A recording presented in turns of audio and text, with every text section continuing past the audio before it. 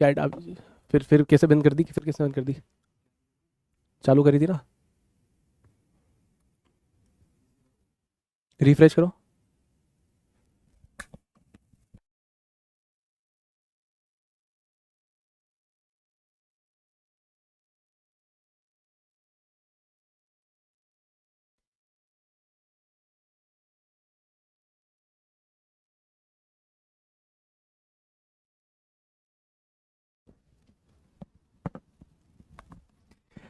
Hey guys! Welcome to today's largest and the most impactful live recording platform, that is Physics वाला। तो मेरे प्यारे बच्चों, दिल के सच्चों, अगर आप सुनील भैया की सुंदर शक्ल देख पा रहे हो, सुरीली से आवाज सुन पा रहे हो, तो चैट बॉक्स में एक बार आए की बौछार। ओ भैया, ये पेन इतना मोटा कैसे हो गया? ओ भैया, पतले हो जाओ हमारी तरह।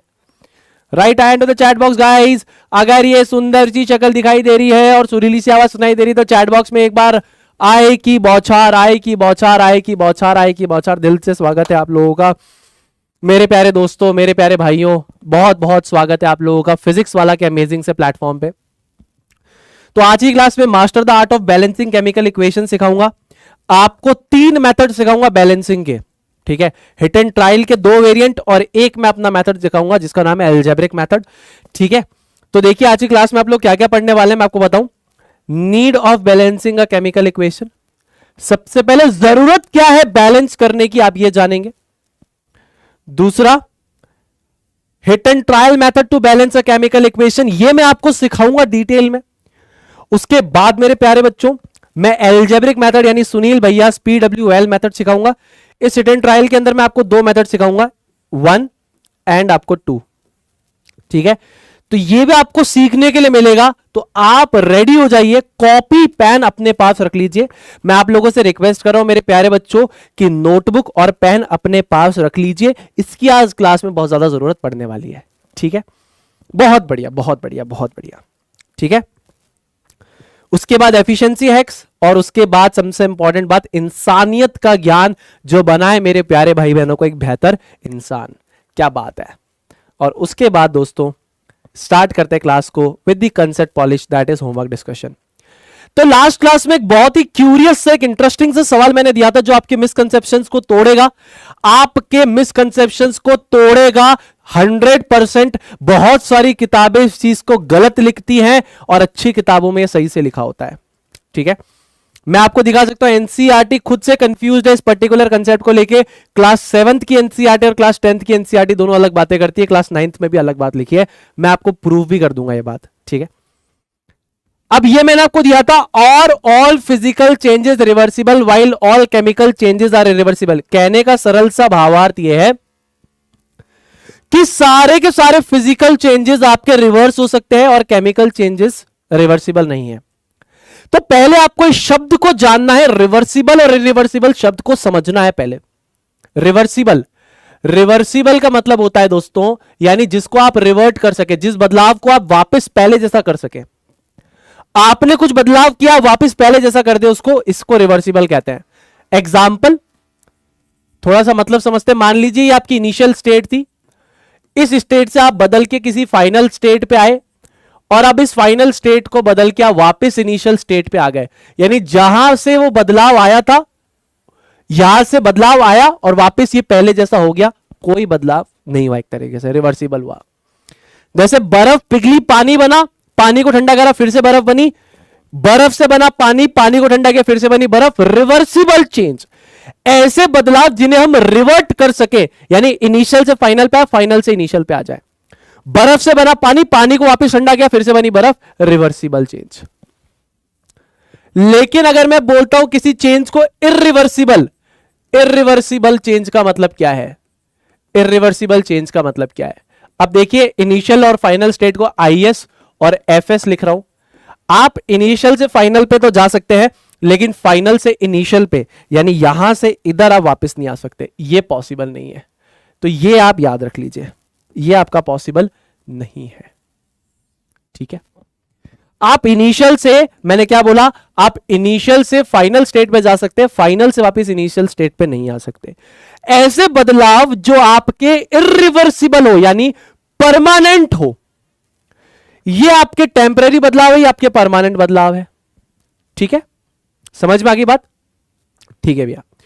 अब देखिए, सबसे बड़ा मिसकंसेप्शन जो भारतीय किताबें देती हैं 8वीं 9वीं 10वीं क्लास के अंदर जो देती है, कुछ अच्छी किताबें नहीं देती है, लेकिन कुछ किताबें देती है कि फिजिकल चेंजेस सारे के सारे रिवर्सिबल है और केमिकल सारे रिवर्सिबल है। ये स्टेटमेंट का आंसर है आपका नो, क्लियर कट नो। अब आज आपको वेरीफाई करना है, तो कक्षा 7वीं क्लास 7th सुनना, क्लास 7th का फिजिकल एंड केमिकल चेंजेस करके एक चैप्टर है ना, उसमें आप जानना एनसीईआरटी एग्जाम्पलर की वेबसाइट पे, उसमें सवाल होंगे, उसमें देखना वहां दे रखा है फिजिकल चेंजेस आपके इरिवर्सिबल भी होते हैं, रिवर्सिबल भी होते हैं, बकायदा किताब में दे रखा है, सवाल है, सवाल के आंसर में लिखा है फिजिकल चेंजेस रिवर्सिबल इरिवर्सिबल दोनों होते हैं। लेकिन यही चीज 9वीं 10वीं में आने के बाद वो गलत बता देते हैं। एनसीईआरटी की गलती बता रहा हूं आपको। 7वीं कक्षा का physical chemical change NCERT exemplar की वेबसाइट पे खोलना, तुमको सवाल मिलेगा, उसमें लिखा होगा फिजिकल चेंज रिवर्सिबल इरिवर्सिबल दोनों होते हैं, बिल्कुल प्रूफ किया हुआ है। वही 9वीं 10वीं में आके गलत पढ़ाते हैं। ये तुम्हारा मिसकंसेप्शन था, अभी क्लियर करूंगा। देखो, मैंने लकड़ी को काटा और लकड़ी से बना सॉडस्ट। क्या कह रहे हो यार भैया, यार समझ में नहीं आ रहा। देखो मैं बताता हूं, यह है तुम्हारी वुड, लकड़ी थी दोस्तों, यह है वुड। लकड़ी को काटा तो यह भुरादा, ये लकड़ी का जो भुरादा होता है, इसको अंग्रेजी में सॉडस्ट कहते हैं। क्या कहते हैं? सॉडस्ट। सॉ मतलब आरी, जिससे आपने काटा, डस्ट किसकी है? वुड की, तो सॉडस्ट कहलाती है ये, सॉडस्ट। ठीक है, तो लकड़ी से सॉडस्ट पे आया, तो ये फिजिकल केमिकल में से कौन सा होगा सबसे पहले? भाई ये भी लकड़ी है, ये भी लकड़ी है, सिर्फ काटा है तुमने, कुछ नया थोड़ी बना। अभी का लकड़ी से राख बन गई क्या? नहीं, ये भी लकड़ी है, ये भी लकड़ी है। तो कैसा चेंज होगा? फिजिकल होगा। अब मेरा सवाल आपसे यह है कि मेरे दोस्तों, आप यहां से यहां तो जा सकते हैं, लेकिन अगर मैं बोलूं यहां से यहां आइए, तो ये आप कतई नहीं कर सकते, ये आप नहीं कर सकते, ये चीज पॉसिबल नहीं है। आप लकड़ी से बुरादा तो बना सकते हैं, भाई लकड़ी काटी बुरादा निकला, बुरादे से लकड़ी नहीं बना सकते आप। तो मेरे प्यारे बच्चों, इसका आंसर हो जाएगा इरिवर्सिबल। अब आपका पहला ही जो मिसकंसेप्शन था, यहां पे मैंने तोड़ के चेंज कर दिया। आप कहते हैं फिजिकल चेंजेस सबके सब क्या होते हैं भैया? रिवर्सिबल। ये आपका मैंने मिसकंसेप्शन जो है हटा दिया। समझ रहे हो सारे के सारे? समझ रहे हो? ये बात समझ में आ रही है? ठीक है, समझ में आ रही है? मैंने क्या बोला, ये चीज आपको समझ में आ रही है? टीवी बंद होने वाला है। ठीक है, अब देखो दूसरा, पानी को उबालना। मैं आपके सारे कंसेप्ट क्लियर करके भेजूंगा आपको, ध्यान रखना, सब कुछ क्लियर करके घर जाओगे आप। पानी को उबालना, अब ये फिजिकल है कि केमिकल है दोस्तों? भाई पानी उबालना मतलब हम तो क्या करते हैं, गैस पे उबालते हैं पानी को। तो पानी को जब हम उबालते हैं, तो पानी सुनील भैया H2 हमारा लिक्विड स्टेट में होता है ना? इधर लिक्विड भी लिख लो तुम, कोई दिक्कत वाली बात नहीं। ओ भैया तुमको क्या हो गया? ठीक है, ये H2O ये तुम्हारा लिक्विड है ना?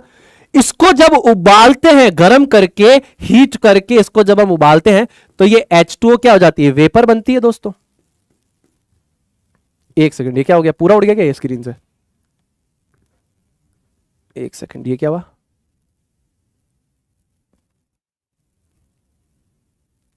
ये पूरी स्क्रीन कैसे उड़ गई? ये वाला पार्ट स्क्रीन पे जो लिखा हुआ था।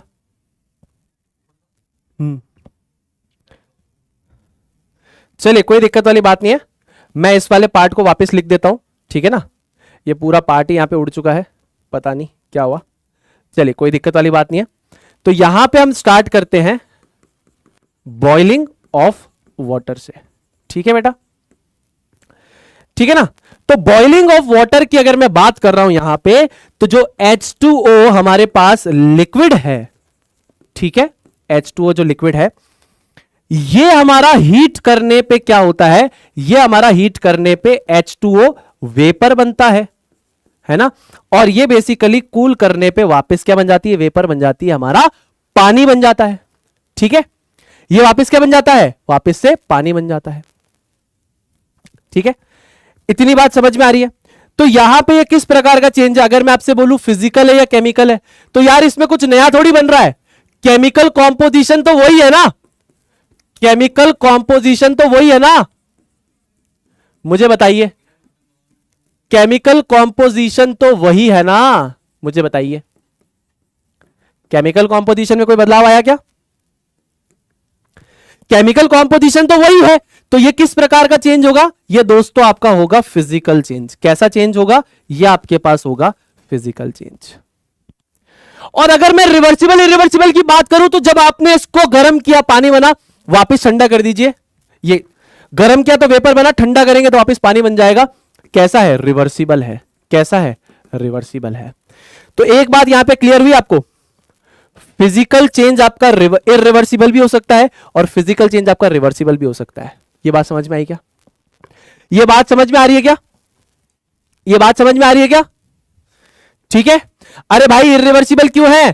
तुम एक काम करना, आज पानी लेना, एक प्लेट लेना, एक भगोने में पानी लेना, एक प्लेट लेना, भगोने में पानी को गर्म करना, ठीक है, उसके ऊपर प्लेट रख देना, पानी भाप बनेगा, जब ऊपर जाकर ठंडा होगा प्लेट के ऊपर वापस पानी बन जाएगा, भाप वापस पानी बन जाएगी, तो पानी से बनी भाप और भाप से वापस बन गया पानी। आपको यह बात समझ में आनी चाहिए, ठीक है।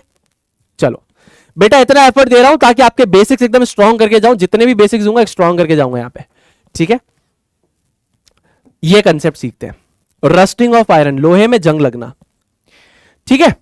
तो लोहे में जंग कैसे लगती है? जब आपका लोहा हवा में प्रेजेंट ऑक्सीजन और मॉइस्चर यानी वाटर वेपर, यानी हवा में जो ऑक्सीजन और नमी प्रेजेंट है दोस्तों, इससे रिएक्ट करके खुद के ऊपर जंग लगा लेता है। क्या लगा लेता है? जंग। ये जंग लग गई है लोहे पे, ये क्या लग गई है? ये आपका क्या है और ये आपका क्या है? ये बेसिकली है आपका आयरन, और ये आयरन के ऊपर क्या है? रस्ट। ये आपको समझनी पड़ेगी बात, ठीक है। तो लोहे के ऊपर आपकी क्या लग चुकी है? जंग लग चुकी है, कुछ नया बन चुका है। तो ये बेसिकली आपका कैसा चेंज होगा?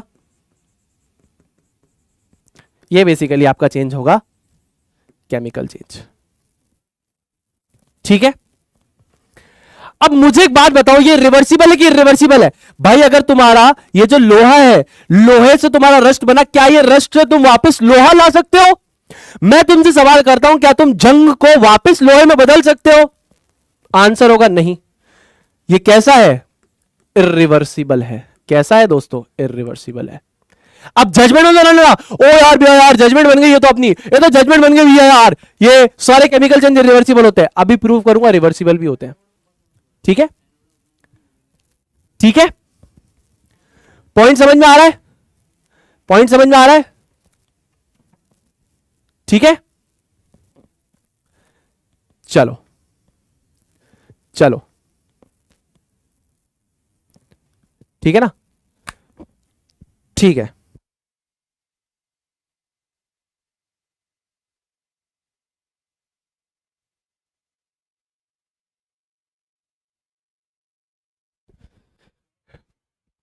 ठीक है। अरे बात समझ में आ रही है क्या? ठीक है, अब यहां पे देखते हैं थर्मोलाइसिस ऑफ कैल्शियम कार्बोनेट। ये क्या है सुनील भैया? इसके बारे में डिटेल में अपन जानेंगे, इसके बारे में डिटेल में अपन जानेंगे डीकॉम्पोजिशन रिएक्शंस की क्लास के अंदर। इसके बारे में डिटेल में अपन जानेंगे डीकॉम्पोजिशन रिएक्शन की क्लास के अंदर कि डिफरेंट तरीके के डीकॉम्पोजिशन रिएक्शंस होते हैं। अब थर्मोलाइसिस ऑफ कैल्शियम कार्बोनेट क्या होता है, पहले मैं आपको वो समझाता हूं, आपको समझ में आएगी बात, सुनना। इसके बारे में डिटेल में मैं क्लास में ही पढ़ाऊंगा, अभी मैं आपको सिर्फ एक बेसिक बात बताता हूं। जैसे मान लीजिए कैल्शियम कार्बोनेट आपने उठाया, इसको जब आपने बेसिकली गर्म किया, हीट किया, हीट करके आप इसको तोड़ेंगे तो ये बनेगा कैल्शियम ऑक्साइड और कार्बन डाइऑक्साइड। ये बेसिकली है थर्मोलाइसिस। इसको आपको समझेंगे, आप डिटेल में समझेंगे। थर्मोलाइसिस का बेसिकली मतलब होता है, थर्म का मतलब होता है हीट और लाइसिस का मतलब होता है तोड़ना। क्या है ये आपको क्लास में, आगे वाली क्लासेस में भी मैं बताऊंगा। थर्म का मतलब होता है बेटा आपके पास हीट, और लाइसिस का मतलब होता है ब्रेकडाउन यानी तोड़ना। यानी आपने हीट एनर्जी देके इसको तोड़ दिया, कुछ नया बना दिया। कैल्शियम कार्बोनेट को तोड़ के कैल्शियम ऑक्साइड और कार्बन डाइऑक्साइड, कुछ नया बना, केमिकली कुछ नया बना। कैसा चेंज है? केमिकल चेंज है। मजे की बात मैं आपको बताऊं यहां पे, तो ये जो आपकी रिएक्शन है CaCO3 will give CaO plus CO2, ये रिएक्शन उल्टी होने के बाद ये वाला पार्ट भी दे देती है। तो इस प्रकार से ये रिएक्शन आपकी रिवर्सिबल हुई, है ना। यानी ये जो केमिकल चेंज आपका रिवर्सिबल है। तो ये आपके दिमाग में जो मिसकंसेप्शन बिठा के रखा है कि फिजिकल तो हमेशा रिवर्सिबल होगा, केमिकल हमेशा रिवर्सिबल होगा, गलत गलत गलत। पॉइंट समझ में आया? क्या मैं आपको ये डिटेल में समझा पा रहा हूं? Physical changes can be irreversible, physical changes can be reversible, chemical changes can be irreversible, chemical changes can be reversible. समझ में आ रही है बात? समझ में आ रही है बात? मजा आ रहा है? समझ में आ रही है? एक बार चैट बॉक्स में आए भैया की हुंकार लगा दो भाई। आई होप मेरे प्यारे छोटे भाई बहनों को मैं ये छोटी सी बात आज समझा पाया हूं, ये मिसकंसेप्शन आज क्लियर कर पाया हूं कि तुम्हारा फिजिकल चेंज रिवर्सिबल इरिवर्सिबल दोनों है, केमिकल चेंज रिवर्सिबल इरिवर्सिबल दोनों है। ये गलत पढ़ाया जाता है जहां भी पढ़ाया जाता है। समझ में आई? मिसकंसेप्शन बेटा हर क्लास में मैं क्लियर करूंगा तुमको, हर क्लास में मिसकंसेप्शन क्लियर होंगे। बहुत सारी किताबों में चीजें गलत लिखी है लेकिन तुम गलत नहीं पढ़ोगे, इसकी गारंटी मैं ले रहा हूं। चलो बढ़िया, हमारे रिडल 2.0 आज आ गया है दोस्तों, फिर से कुछ एक नया रिडल लेके। तो बच्चा लोग, can you decode the below image? Can you decode the below image? जल्दी से, can you decode the below image? क्या होगा? ये बिल्ली के बाद आयंस आर डैश जिटिव, क्या है ये? ये स्टेटमेंट आपको चैट बॉक्स में लिखना है। ये स्टेटमेंट आपको चैट बॉक्स में लिखना है, पूरा स्टेटमेंट लिखना है, ये पूरा का पूरा स्टेटमेंट लिखना है। इसको आपको डिकोड करना है। यहां पे इसका मतलब क्या है, इसको इससे जोड़ देना है, फिर आर इसको जोड़ देना है। ये पूरा एक सेंटेंस बन जाएगा 3 वर्ड का। ये एक वर्ड, ये एक वर्ड, ये एक वर्ड। अरे वाह, क्या बात है, क्या बात है, कटायंस आर पॉजिटिव, क्या बात है दोस्तों, मजा आ गया। दिल से इज्जत, दिल से रिस्पेक्ट सबके लिए, दिल से। ये है कंसेप्ट का मजा। तो ये कौन है? बिल्ली मौसी हूं मैं, बिल्ली मौसी। और ये क्या है? उसके पॉज होते हैं ना, पॉज। तो ये एक्चुअली में क्या बन जाएगा, अगर इसको हम डिकोड करें तो बन जाएगा कटायंस आर पॉजिटिव। ये याद करने का तरीका है तुम्हारे कटायंस आर पॉजिटिव को। आई होप तुम्हें अच्छा लगा ये कटायंस आर पॉजिटिव को याद करने का तरीका। और प्यारे बच्चों का रिएक्शन होगा क्या, मजा आ गया ना? मजा आ गया भैया यार, बहुत मजा आया भैया। मेरे को भी बहुत मजा आता है तुम्हारे साथ, बहुत प्यारे बच्चों। ऐसा ही तुम्हारा दिमाग अब देखो दौड़ रहा है, बहुत तेज दौड़ रहा है। दिमाग तो वैसे ही तेज था, केमिस्ट्री में नहीं दौड़ रहा था, अब दौड़ेगा और कोई हरा नहीं पाएगा तुम्हें। ये अपने प्यारे बच्चे, बहुत बढ़िया। चलो बैलेंसिंग स्टार्ट कर दें, तुम्हारा सबसे बड़ा डर खत्म कर देंगे आज, ठीक है ना। तो आइए देखते हैं ways to represent a chemical reaction, ठीक है ना। अब किन किन तरीकों से हम हमारी केमिकल रिएक्शन को दिखा सकते हैं। रिप्रेजेंट करने का मतलब होता है किसी चीज को दिखाना या किसी चीज को बताना। अगर मुझे आपको बताना है कि एक केमिकल रिएक्शन हुई है, मान लो मुझे आप लोगों तक पहुंचाना है, या तो मैं बोल के बता सकता हूं या लिख के बता सकता हूं ताकि आप पढ़ें। तो जब हम उसको लिखते हैं, जब उस पर्टिकुलर चीज को लिखते हैं, तो लिखने के क्या क्या तरीके हो सकते हैं, उस चीज पे चर्चा करेंगे, उस पर्टिकुलर बात पे चर्चा करेंगे कि एक जो केमिकल चेंज या रिएक्शन हो रही है उसको हम पेपर पे कैसे कैसे लिख सकते हैं ताकि सामने वाला जब पढ़े तो उसको समझ जाए। तो चालू करते हैं यहां पे। अब मान लीजिए कि मैंने मैग्नीशियम के रिबन को उस दिन जलाया था, तो मैं कैसे लिखूंगा? मैग्नीशियम के रिबन को मैंने स्ट्रांगली गर्म किया था, हवा के प्रेजेंस में वो जल रही थी और एक व्हाइट पाउडर निकला था, तो उसको मैं कैसे लिखूंगा? ऐसे देखो, when magnesium ribbon is strongly heated in the presence of oxygen, it burns with a dazzling white flame and forms white magnesium oxide powder। ठीक है ना। तो जब आपका मैग्नीशियम का रिबन को आप स्ट्रांगली हीट करेंगे ऑक्सीजन की प्रेजेंस में, तो वो एक डेजलिंग, डेजलिंग का मतलब होता है चमकीली, ब्राइट, चमकदार, ठीक है ना, इसका मतलब क्या होता है? इसका मतलब होता है ब्राइट, ब्राइट व्हाइट फ्लेम, बहुत चमकीली व्हाइट फ्लेम से चलती है व्हाइट मैग्नीशियम ऑक्साइड का पाउडर। और बच्चों का रिएक्शन क्या आएगा? बहुत बड़ा है, ह्यूमंगस। ह्यूमंगस का मतलब बहुत बड़ा। इतने बड़े में आपने बात लिखी, इतनी ज्यादा इंफॉर्मेशन दे दी। छोटा करो, छोटा छोटा छोटा करो, छोटा करो, छोटा करो। ठीक है, छोटा करेंगे। क्या करेंगे? छोटा करेंगे। इसमें एक और इंफॉर्मेशन आपको मैं भी दूंगा। यहां पे देखिए, अगर मैं इसको छोटा करूं तो मैं इसको ऐसे लिख सकता हूं। यह है तरीका नंबर 1। क्या है ये? तरीका नंबर 1, तरीका नंबर 1, तरीका फर्स्ट ये है। ठीक है, मैं ऐसे लिख सकता हूं। अब इसमें मैंने क्या किया? इसमें मैंने बोला दोस्तों, यहां पर मैंने बोला मैग्नीशियम प्लस ऑक्सीजन, है ना? ये दोनों अब क्या है? मैग्नीशियम रिबन को स्ट्रांगली हीट किया था ऑक्सीजन की प्रेजेंस में, तो लिखूंगा मैग्नीशियम और जितने भी तुम्हारे रिएक्टेंट यानी आपस में इंटरेक्ट कर रही चीजें उनके बीच में प्लस का साइन लगाओ। Magnesium plus oxygen. अब ये क्या दे रहा है हमको? ये आगे वाला एरो लगाओ बढ़िया से, ऐसा एक ऐसा एरो लगाओ। यानी इससे क्या बना वो एरो लगाने के बाद लिखेंगे। क्या बना? मैग्नीशियम ऑक्साइड बना। साथ में अगर तुम ऐड करके लिखना चाहो तो तुम लिख सकते हो हीट, साथ में तुम ऐड करके लिख सकते हो लाइट। यानी गर्मी भी निकली और साथ में लाइट भी निकली, लाइट एनर्जी भी निकली, फ्लेम थी, है ना? अब इंपॉर्टेंट बात है, समझना मेरी बात। इस तरीके पहले को हम बोलते हैं क्या? इसको बोलते हैं वर्ड फॉर्म। क्या बोलते हैं? Word form. ठीक है ना?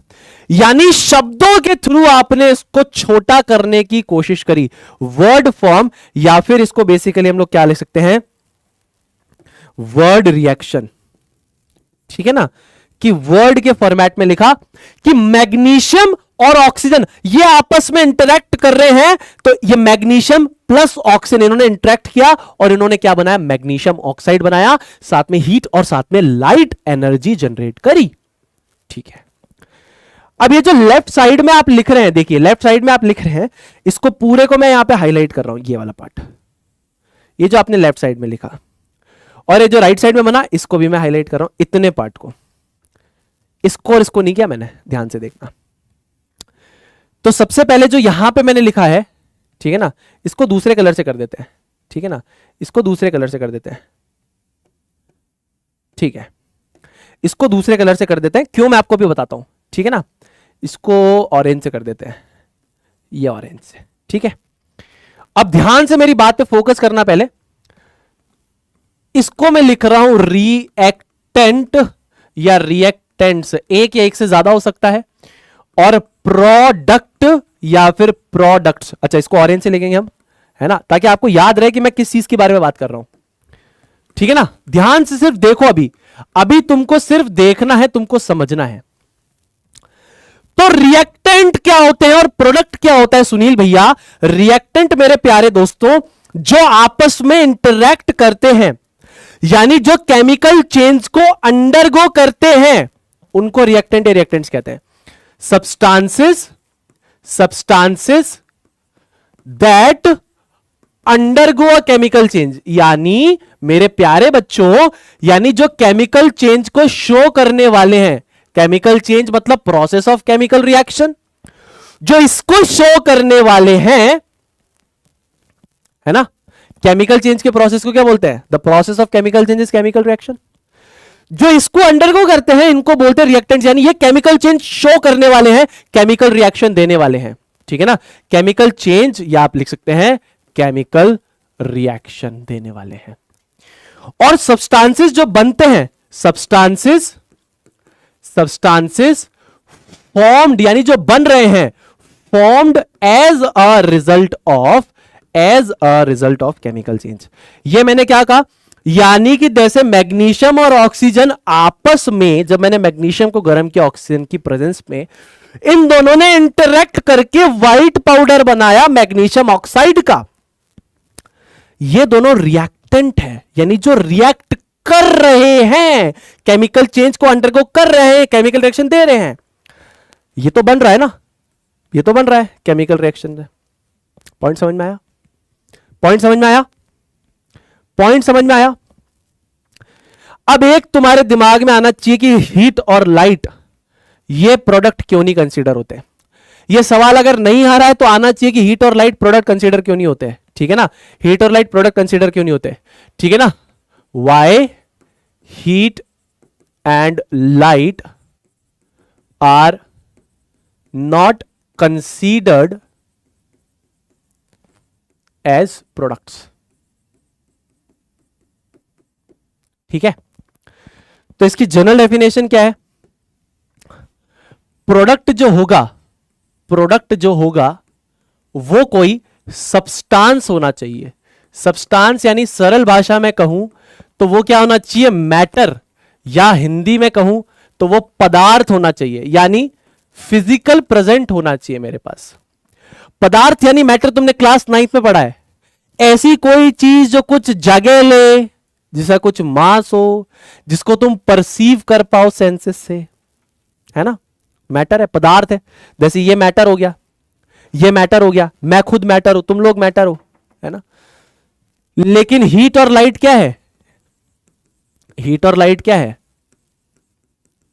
ये फॉर्म्स ऑफ एनर्जी है। पॉइंट समझ रहे हो? फॉर्म्स ऑफ एनर्जी है, इसीलिए मैटर, ये प्रोडक्ट कंसीडर नहीं होता। लोग लिखते हैं, कंसीडर नहीं होता। आप लोग भी जब इक्वेशन लिखेंगे इंफॉर्मेटिव बनाने के लिए आप लिखेंगे, पर ये प्रोडक्ट में नहीं माना जाएगा। ऐसी चीज जो आफ्टर अ रिएक्शन तुमको मिले, जो तुम देख पाओ, महसूस कर पाओ, तुम ऑब्जर्व कर पाओ, वो पदार्थ हो हाथ में। ये क्या है? ये एनर्जीज है। क्या है? एनर्जी का प्रकार है। और ये क्या है? सब्सटेंस यानी मैटर या कोई पदार्थ हो। मैटर पता है ना, ऐसी कोई चीज जिसका कुछ मास हो, अमाउंट ऑफ मैटर, कुछ जगह घेरती हो, जिसको तुम परसीव कर पाओ, आंखों से देख पाओ, है ना, टेस्ट कर पाओ, स्मेल कर पाओ, या कोई भी एक चीज कर पाओ, फील कर पाओ। ठीक है ना, तो ये मैटर या पदार्थ तो नहीं है, इसीलिए। ठीक है, ठीक है, चलिए अब देखिए तरीका नंबर 2 पे चलते हैं। एक तरीका तो आपने देख लिया, अब तरीका नंबर दूसरा।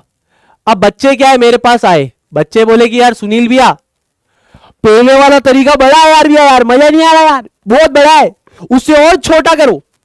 पहले अपन इतनी सारा डेटा लिख रहे थे, इसको अपन ने स्क्वीज किया, magnesium plus oxygen will give magnesium oxide plus heat plus light energy. और छोटा करते हैं, कैसे? A shorter and even faster way of representing a chemical reaction in terms of symbols and formula of different reactants and products is called a chemical equation। यानी जब आप इसको chemical symbols के थ्रू, एलिमेंट के chemical symbols हो सकते हैं, formula हो सकते हैं, कंपाउंड के फॉर्मूला हो सकते हैं, जब इनके थ्रू रिप्रेजेंट करते हैं, है ना, पढ़ाया था ना केमिकल फॉर्मूला बनाना, इसीलिए पढ़ाया था, तो इसको क्या बोलेंगे? केमिकल इक्वेशन कहेंगे। ठीक है, अब उसी चीज को आप ऐसे लिख सकते हैं, ऐसे लिख सकते हैं, magnesium plus oxygen will give magnesium oxide. अब ये रिलेटेबल लग रहा होगा क्योंकि तुमको फॉर्मूला बनाना मैंने सिखाया है। तो ये क्या है? Magnesium plus oxygen will give magnesium oxide. Okay भैया, okay okay okay okay okay okay okay okay okay okay okay okay okay okay okay, ठीक है। तो क्या ये बैलेंस्ड है? अब बैलेंस का मतलब क्या है पहले वो समझते हैं। देखो बैलेंस का मतलब क्या है वो समझते हैं। Is the equation balanced? Balanced का मतलब क्या होता है? नंबर ऑफ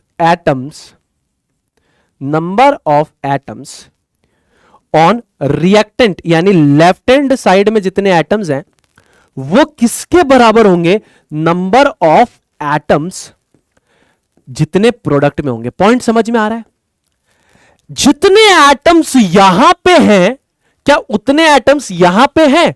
अगर ऐसा है तो वो बैलेंस्ड है, अगर ऐसा नहीं है तो वो बैलेंस्ड नहीं है।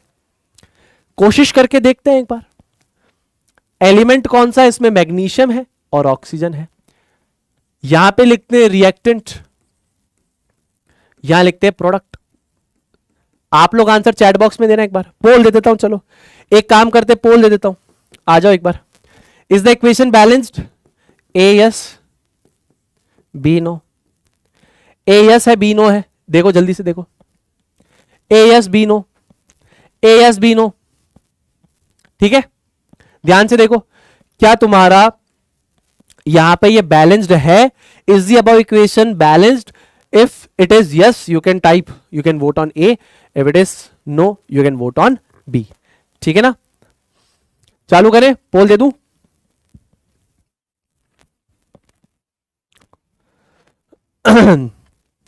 बहुत सारी चीजें सीख के जाओगे आज की क्लास से, बिल्कुल भी टेंशन मत लेना दोस्तों, है ना। छोटे मोटे टेक इश्यूज देखो क्लास में आते रहते हैं, जैसे अभी चैट डिसेबल हो गई थी जब क्लास को स्टार्ट कर रहे थे हमें, है ना, जब मैं आ रहा था जा रहा था, तो इस वजह से चैट क्योंकि डिसेबल्ड थी, है ना। तो छोटे मोटे इश्यूज रहते हैं, दिल पे मत लेना, है ना, कोऑपरेट करना। चलो देखते हैं इसका आंसर। बहुत बढ़िया,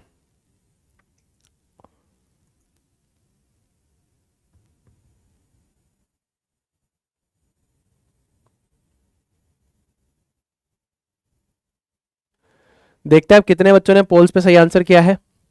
बहुत बढ़िया, जिग्नेश, प्रिया, प्रिंस, रणवीर एंड दीपक। अब देखो यहाँ पे ये इक्वेशन आपकी बैलेंस है या नहीं है, इसको देखते हैं एक बार। जिन्होंने गलत किया कोई बात नहीं, कोई दिक्कत वाली बात नहीं है।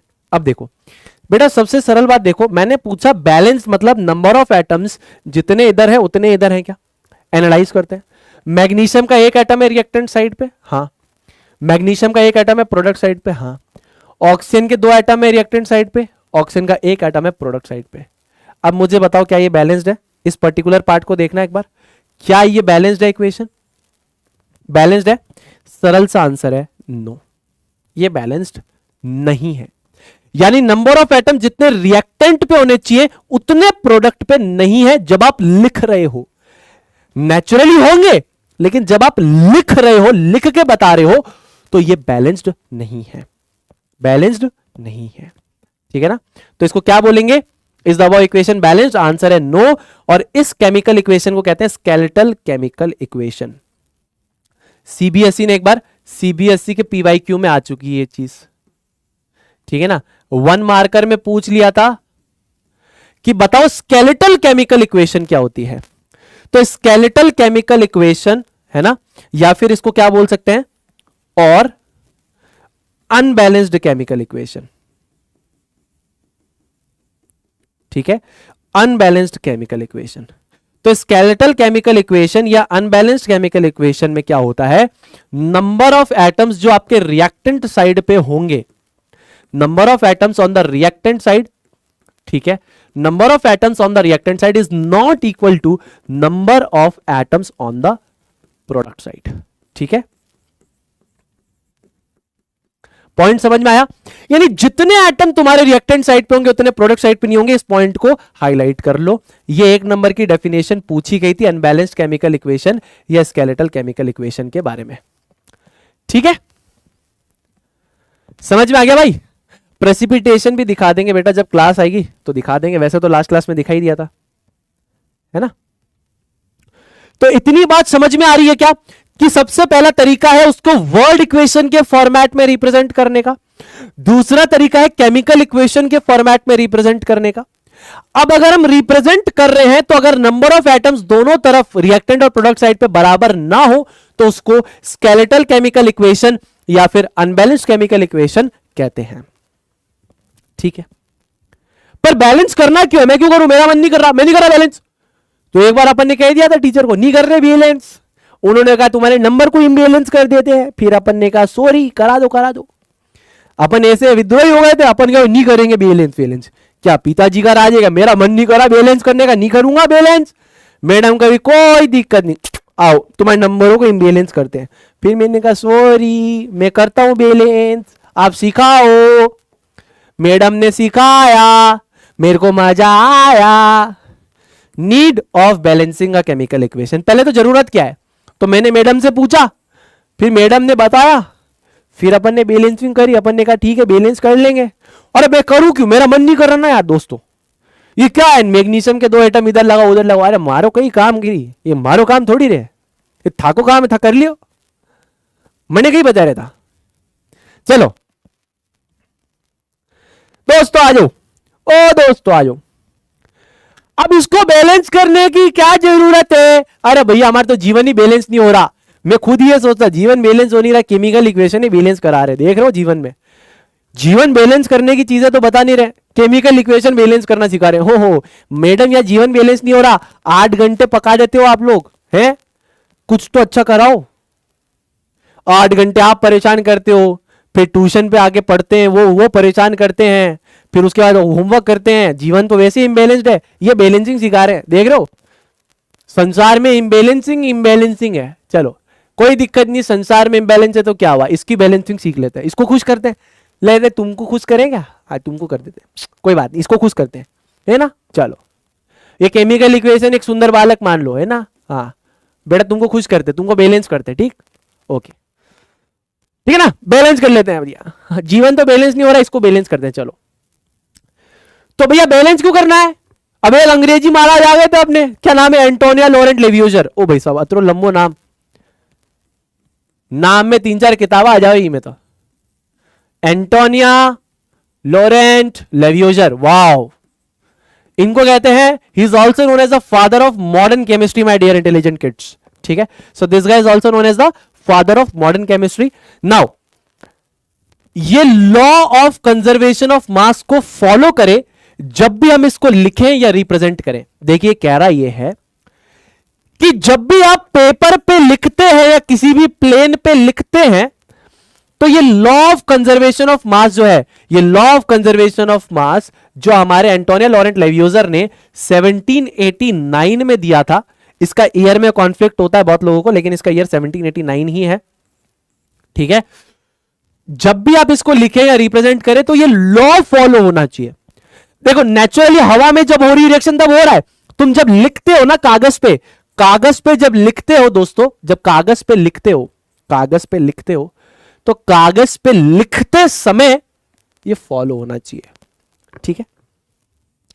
अब ये law of conservation of mass क्या कहता है? ये law of conservation of mass कहता है कि mass is neither created nor destroyed, that is the mass of reactant is always equal to the mass of products, है ना। कौन सी रिएक्शन? Simple reactions. अब सिंपल रिएक्शंस पे भी ऊपर में लिख देता हूं नॉट न्यूक्लियर रिएक्शंस। अभी आप सोचेंगे न्यूक्लियर रिएक्शंस क्या होती हैं? अगर आपको याद हो तो जब मैंने एलिमेंट की डेफिनेशन आपको बताई थी, तो मैंने कहा था किताब में गलत लिखी हुई है, और मैंने एक एलिमेंट की डेफिनेशन, एक रिएक्शन लिखी थी, यूरेनियम टूटता है थोरियम प्लस अल्फा पार्टिकल, वो एक तरीके की न्यूक्लियर रिएक्शन है, ठीक है। तो न्यूक्लियर रिएक्शंस में नहीं, सिंपल केमिकल रिएक्शंस में अप्लाई होगा। सिंपल केमिकल रिएक्शंस जो हमारे अभी कोर्स में है, उन सिंपल केमिकल इक्वेशन में ना तो मास क्रिएट होगा ना डिस्ट्रॉय होगा, यानी जितना रिएक्टेंट का मास होगा उतना ही प्रोडक्ट का मास होगा। अब यह कैसे पॉसिबल है? यह पॉसिबल है जब आपके नंबर ऑफ एटम्स जो होंगे, नंबर ऑफ एटम्स, ठीक है, नंबर ऑफ एटम्स रिएक्टेंट के इज इक्वल टू प्रोडक्ट के होंगे, ठीक है। इस पॉइंट को हाईलाइट कर लो, जब आपके नंबर ऑफ एटम्स रिएक्टेंट और प्रोडक्ट के बराबर होंगे तभी यह हो सकता है। अब ऐसा होता है कि रिएक्शंस के अंदर, सिंपल केमिकल रिएक्शंस में ऐसा होता है क्या? इसको समझते हैं थोड़ा। सिंपल केमिकल रिएक्शन में ना तो मास बनता है ना डिस्ट्रॉय होता है, यानी मास ऑफ रिएक्टेंट और प्रोडक्ट बराबर होता है क्योंकि नंबर ऑफ एटम दोनों तरफ बराबर है। तो एक्चुअल में फिर रिएक्शन में हो क्या रहा है? तो एक्चुअल में क्या हो रहा है? एक्चुअल केस, ठीक है। केमिकल रिएक्शन में क्या होता है बेटा? केमिकल रिएक्शन में क्या होता है? केमिकल रिएक्शन में क्या होता है? आपका रीअरेंजमेंट ऑफ एटम होता है। क्या होता है? Rearrangement of atom. मैं यहां पे नीचे लिख रहा हूं स्पेस को ऑप्टिमाइज करने के लिए, आई होप आपको दिख रहा होगा, रीअरेंजमेंट ऑफ एटम्स। यानी फॉर एग्जाम्पल मान लीजिए ए बी और सी डी ने रिएक्शन करी, फॉर एग्जाम्पल समझिए, फॉर एग्जाम्पल इसको समझने की कोशिश करिए। यहां पे इस ढांचे के अंदर इसको बंद कर देता हूं और अब फिर से हरा कलर उठा लेता हूं, ध्यान से देखिए, ध्यान से सुनना मेरी बात। लॉ ऑफ कंजर्वेशन ऑफ मास, यानी जो मास है वो कंजर्व्ड है, ना बन रहा है ना डिस्ट्रॉय हो रहा है, ना क्रिएट हो रहा है ना डिस्ट्रॉय हो रहा है। तो ये कहता है कि सिंपल रिएक्शंस के अंदर ना तो मास क्रिएट होता है, ना तो तुम बना सकते हो, ना तुम तोड़ के बिखेर सकते हो। और इसका यह मतलब है कि जो मास ऑफ रिएक्टेंट है वो हमेशा मास ऑफ प्रोडक्ट के बराबर होगा, क्योंकि नंबर ऑफ एटम्स दोनों तरफ बराबर होंगे। कैसे कैसे? तो अगर इसको कंसेप्ट नंबर मैं 1 मार्क करता हूं यहां पे फर्स्ट, तो ये मेरा कंसेप्ट नंबर क्या होता है? सेकंड होता है। तो केमिकल रिएक्शन में सिर्फ रीअरेंजमेंट हो रहा है एटम्स का। मान लो कि अगर ये रिएक्शन हो रही है तो यहां पे रीअरेंजमेंट हो रहा है एटम्स का। ये केमिकल रिएक्शन, यानी एटम्स दोनों तरफ बराबर ही है ना, सिर्फ रीअरेंज हो जा रहे हैं। इसी वजह से नंबर ऑफ एटम्स रिएक्टेंट में जितने एटम यहां होंगे उतने ही एटम यहां होंगे, है ना? जितने एटम यहां होंगे उतने ही एटम यहां होंगे। इस वजह से law of conservation of mass valid हो जाता है। तो तुम जब पेपर पे लिखोगे तो ये फॉलो होना चाहिए। मेरा पॉइंट ये है, पेपर पे जब हम लिखेंगे तो फॉलो होना चाहिए, ठीक है ना? तो ये पर्टिकुलर पार्ट जो है शुड बी फॉलोड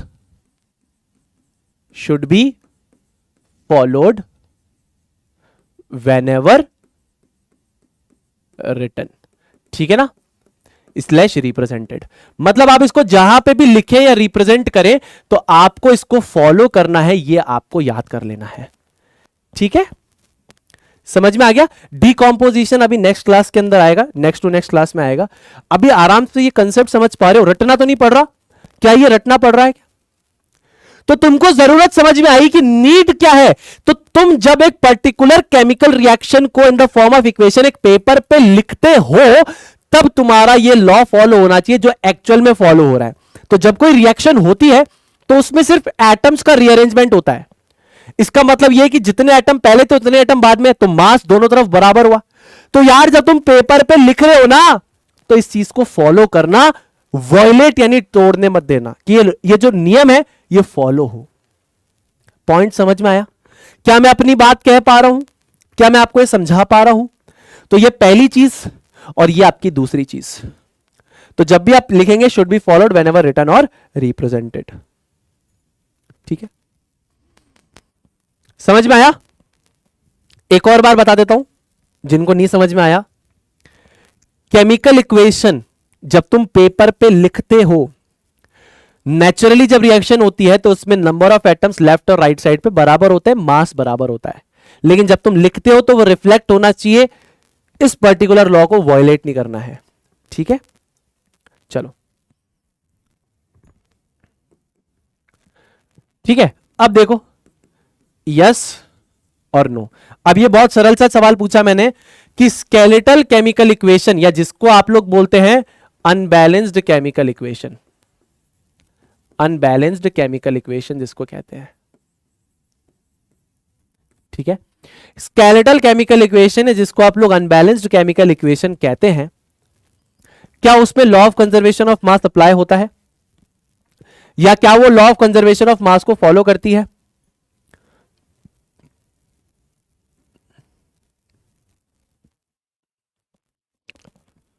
जल्दी बताओ, ठीक है? सरल से सवाल पूछा मैंने दोस्तों, सरल से सवाल पूछा मैंने मेरे भाई और बहनों। आई होप आपको ये बात समझ में आ रही है, सभी को मजा आ रहा है इस चीज को समझने में। ये भैया कौन है यार? ये दोस्त अपने आए लिख रहे सी। अरे यार दो तो ऑप्शन है भाई, A for apple B for ball. C से कैडबरी है क्या? नहीं देगी तुमको कैडबरी, नहीं देगी वो, टेंशन मत लो, तुम्हारी कैडबरी ले लेगी वो, ठीक है ना? चलो बहुत बढ़िया, ये देखो सी और डी मार्क कर रहे हैं। अरे मेरे दोस्तों, मेरे भक्तों, सॉरी भैया जी, क्या कर रहे हो यार आप लोग? है इतना कितना मजा चल रहा है। देखो दो तो ऑप्शन, लेकिन ए और बी बेटा, ये सी और डी कहां से आया रे बाबू? है ना? ये अहमदाबाद, बेंगलोर, चंडीगढ़ और दिल्ली। चंडीगढ़ और दिल्ली कहां था बेटा मैप के ऊपर? बहुत बढ़िया जिग्नेश भाई, बहुत बढ़िया आर्यन भाई, अभिनव भाई, मोहित एंड धीमन सिंह, बहुत बढ़िया बहुत बढ़िया। चलो बहुत सही बहुत सही बहुत सही बहुत सही बहुत सही बहुत सही बहुत सही बहुत सही। चलो अब देखो सबसे पहला मेथड तुमको सिखाते हैं, किताब का सबसे पहला मेथड कौन सा है? हिट एंड ट्रायल मेथड, ठीक है। ये एनसीईआरटी अप्रोच पे है। तुमको मैं इसमें दो तरीके सिखाऊंगा, तरीका नंबर 1 और तरीका नंबर 2, ठीक है। दो तरीके सिखाऊंगा, एकदम मास्टर और प्रो बना के भेजूंगा क्लास से, ठीक है ना। बिल्कुल ध्यान से मेरी बात को सुनना है, मास्टर और प्रो बना के भेजूंगा। आ जाओ फटाफट से इस इक्वेशन को देखेंगे। Is the below chemical equation balanced? NCERT की पहली इक्वेशन है Fe plus H2O will give Fe3O4 and H2। सबसे पहला डाउट आप लोगों के दिमाग में यह आ रहा होगा, भैया ये फॉर्मूला कैसे बना, ये कैसे बना? आयरन की वैलेंसी आपने 4 तो बताई नहीं थी, 2 और 3 बताई थी बेसिक्स में। बेटा ये पता है क्या है? ये ऐसे है, ये ऐसे है FeO डॉट Fe2O3, इसका ये मतलब है, ये है। तो इसको जब ऐड करके लिखते हैं तो 3 Fe और 4 ऑक्सीजन Fe3O4, तो FeO डॉट Fe2O3 है ये एक्चुअली में, ठीक है। अब इस पॉइंट को, मेरी बात को समझिएगा, आपको अच्छे से समझ में भी आएगी मेरी बात। Is the below chemical equation balanced? क्या ये इक्वेशन बैलेंस्ड है दोस्तों? क्या ये इक्वेशन बैलेंस्ड है? देखो, एक Fe 3 Fe दिख गया, इम्बैलेंस्ड है। 2 हाइड्रोजन 2 हाइड्रोजन 1 ऑक्सीजन 4 ऑक्सीजन, ये बैलेंस्ड नहीं है। चलिए इसको बैलेंस करते हैं, ठीक है। सबसे पहले हिट एंड ट्रायल मेथड से बैलेंस करेंगे, है ना। आ जाओ, एक एक स्टेप मैं आपको डिटेल में समझाऊंगा, मेरी बात को सुनिएगा। पहले सुनना, सुनना बहुत इंपॉर्टेंट है, फिर आराम से रिएक्ट करना। सबसे पहला जो स्टेप मैं बच्चों को बताता हूं, वो क्या बताता हूं प्यारे बच्चों को, कि मेरे प्यारे छोटे भाइयों और बहनों, सबसे पहला नियम है कि आप रिएक्शन को किस फॉर्मेट में लिखें। आप सबसे पहला नियम बांध लीजिए कि आप उसको वर्ड फॉर्मेट में लिखिए। कौन से फॉर्मेट में? वर्ड फॉर्म में या वर्ड रिएक्शन लिखिए। तो लोहे ने, ये चैप्टर 3 में रिएक्शन आएगी, लोहे ने करी स्टीम से रिएक्शन, बना मैग्नेटाइड, Fe3O4 का कॉमन नाम है मैग्नेटाइड, और बना हाइड्रोजन गैस। जो आप Fe3O4 बोल रहे थे उसको कॉमन नेम है मैग्नेटाइट, या आप वो वाला नियम भी लगा सकते हैं, ferrous ferric oxide, ferrous ferric oxide.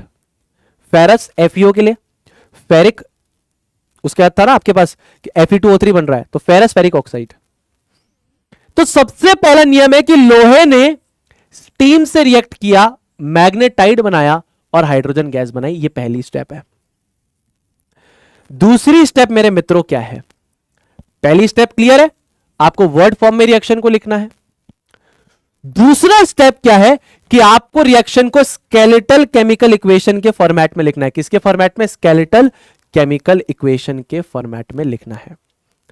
Iron का अपने पास सिंबल है Fe, स्टीम का होगा H2O, मैग्नेटाइट का Fe3O4 एंड हाइड्रोजन गैस का H2, ठीक है। समझ में आई?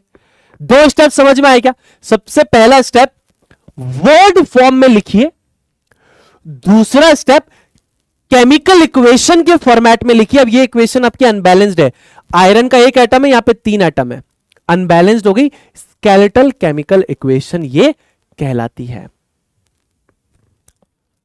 तीसरा स्टेप आपके पास क्या है? अब ये क्या है? Not compulsory, not mandatory. अभी लिख देता हूं, नॉट मैंडेटरी। जब तक आप फ्रेशर हैं आप यूज कर सकते हैं, आप एक्सपीरियंस बन जाते हैं आप ना यूज कीजिए। यानी ये कंपल्सरी नहीं है, जरूरी नहीं है कि आप ये स्टेप करें, ये उनके लिए जो नए आए हैं। ये कहता है enclose the chemical symbols and formula in boxes. यानी जब आप इसको लिखते हैं तो जैसे मान लीजिए मैंने इसको लिखा Fe plus H2O will give Fe3O4 plus H2। तो इसके कहने का सरल सा भावार्थ ये दोस्तों कि आप इसको डब्बों में कैद कर दो, आप इसको ऐसे डब्बों में कैद कर दो, आप इसको भी डब्बों में कैद कर दो, डब्बों में कैद कर दो। अब ऐसा क्यों बोल रहा है डब्बों में कैद करने के लिए? ये इसलिए बोल रहा है this ensures that the subscript of the symbol और the formula is not changed in order to make the number of atoms the same on both the sides of chemical equation. ये कहना ये चाहता है दोस्तों, जैसे मान लीजिए आपने जोशबाजी में आके क्या किया कि बैलेंस करना था, यहां पे 3 आयरन के एटम्स थे तो ये बैलेंस करने के लिए 3 लगा दिया। जैसे ही आपने 3 लगाया आपने केमिस्ट्री के नियम की कमर तोड़ दी। ये जो बैकबोन है ना बेटा, ये आपने तोड़ दी उसकी। तो केमिस्ट्री के नियम ना टूटे, आप ये सबस्क्रिप्ट जो है ना दोस्तों इसको ना बदलना। पता चला ऑक्सीजन 4 है, यहां पे लगा दिया 4। अरे दोस्तों बौछार आ जाएगी जीवन में, बाहर नहीं आएगी, बौछार आ जाएगी, कंसेप्ट चटक जाएंगे। तो इसको इग्नोर करने के लिए आप ऐसे डब्बे बना सकते हैं कि भैया हम फॉर्मूला का ये जो सबस्क्रिप्ट है 2 3 4 इनको ना बदलें, नेचुरली जो चीज जैसे एग्जिस्ट करती है वैसे ही लिखें। समझ गए? अब ये जरूरी नहीं आप प्रो बन जाएंगे तो ऐसे डब्बे बनाए खोखे बनाने की जरूरत नहीं, आप समझदार है। आप यहां पे इसको बैलेंस करने के लिए क्या करेंगे, इसके आगे कोफिशिएंट लगा देंगे, इसके आगे बैलेंस करने के लिए। अब यहां पे 3 है तो यहां पे 3 में यहां लिखूंगा, इधर नहीं लिखूंगा। ठीक है, समझ गए? पहला स्टेप वर्ड फॉर्म में लिखिए, दूसरा स्टेप स्केलेटल इक्वेशन लिखिए, तीसरा स्टेप डब्बे बनाइए, कंपलसरी नहीं है। आगे चलते हैं। स्टेप नंबर चौथा, स्टेप नंबर चौथा, list the number of atoms of the different elements. यहां पे आपको क्या करना है, एक टेबल बनानी है और उस टेबल में आपको क्या करना है, ध्यान से देखिए। टेबल में आपको सबसे पहले एलिमेंट लिखना है, इधर Fe हाइड्रोजन और ऑक्सीजन है ना, यही एलिमेंट्स है हमारे पास। लिख दो इधर एक बार, Fe plus H2O will give Fe3O4 plus H2। ठीक है, लिख दिया, बहुत बढ़िया। अब देखो number of atoms on left hand side, यानी रिएक्टेंट पे। दोस्तों रिएक्टेंट पे कितने एटम है और दोस्तों प्रोडक्ट पे कितने एटम है, आप दोनों को यहां पे मेंशन करेंगे मेरे प्यारे बच्चों। कैसे, देखिए, एक Fe लिख दिया 1, 3 Fe लिख दिया 3, एक था यहां था 3 लिख दिया। हाइड्रोजन, हाइड्रोजन यहां पे कहा है, यहां पे है, कितने हैं 2, यहां पे हाइड्रोजन कहा है, यहां पे है 2। ठीक है, बहुत बढ़िया।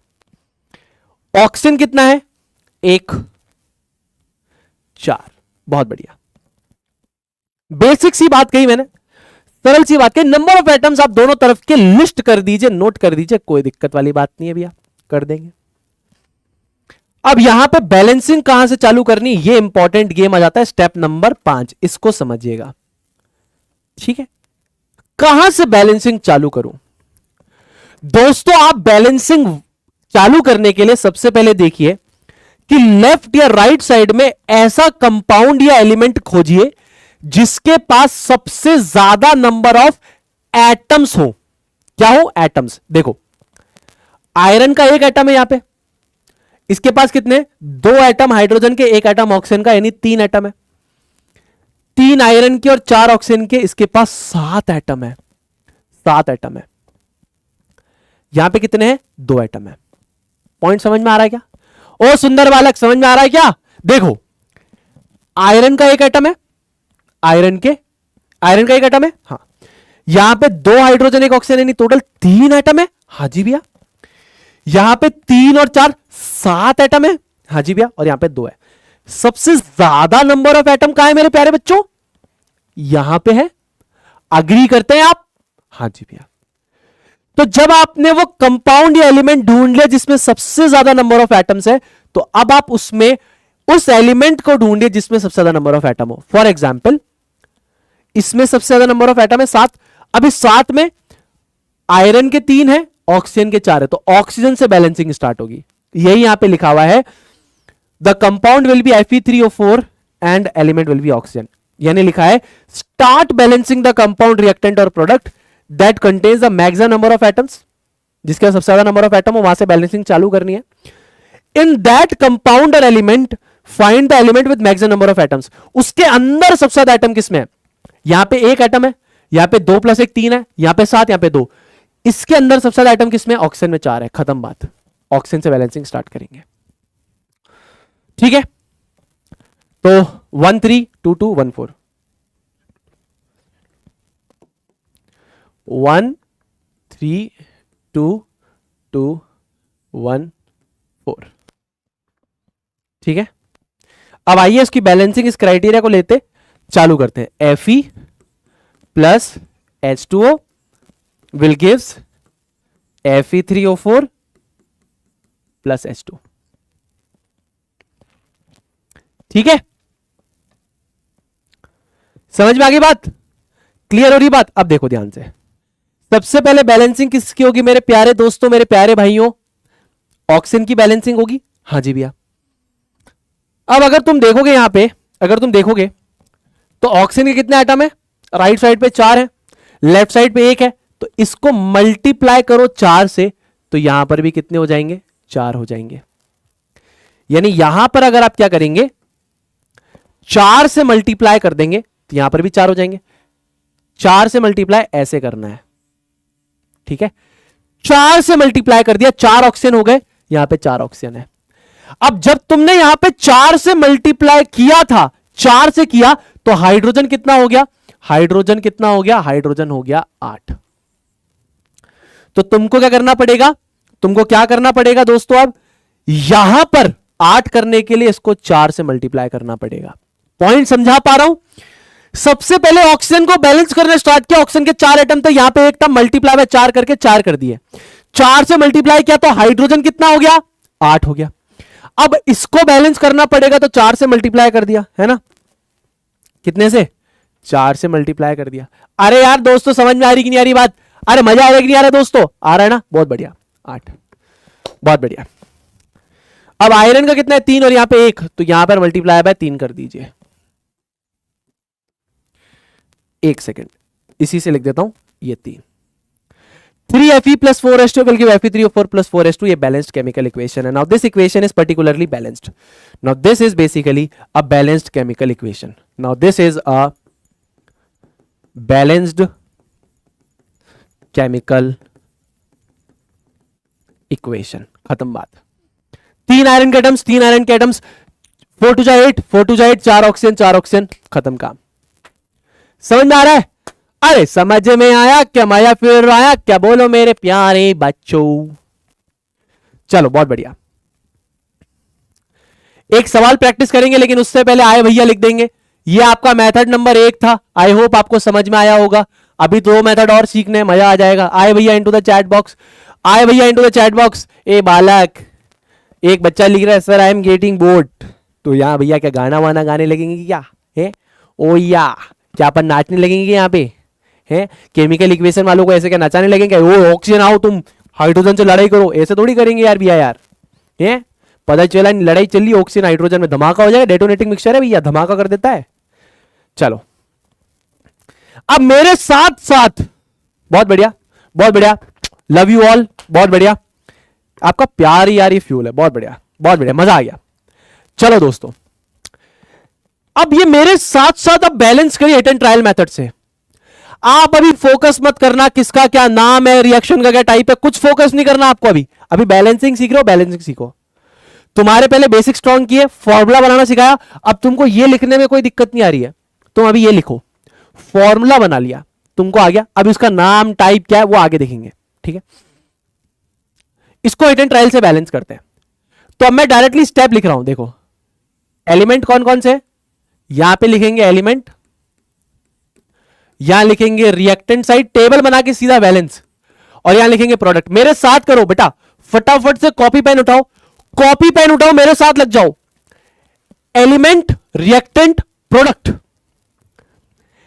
एलिमेंट कौन सा है? कार्बन, लिख दिया। हाइड्रोजन और ऑक्सीजन, हाइड्रोजन ऑक्सीजन, खत्म बात।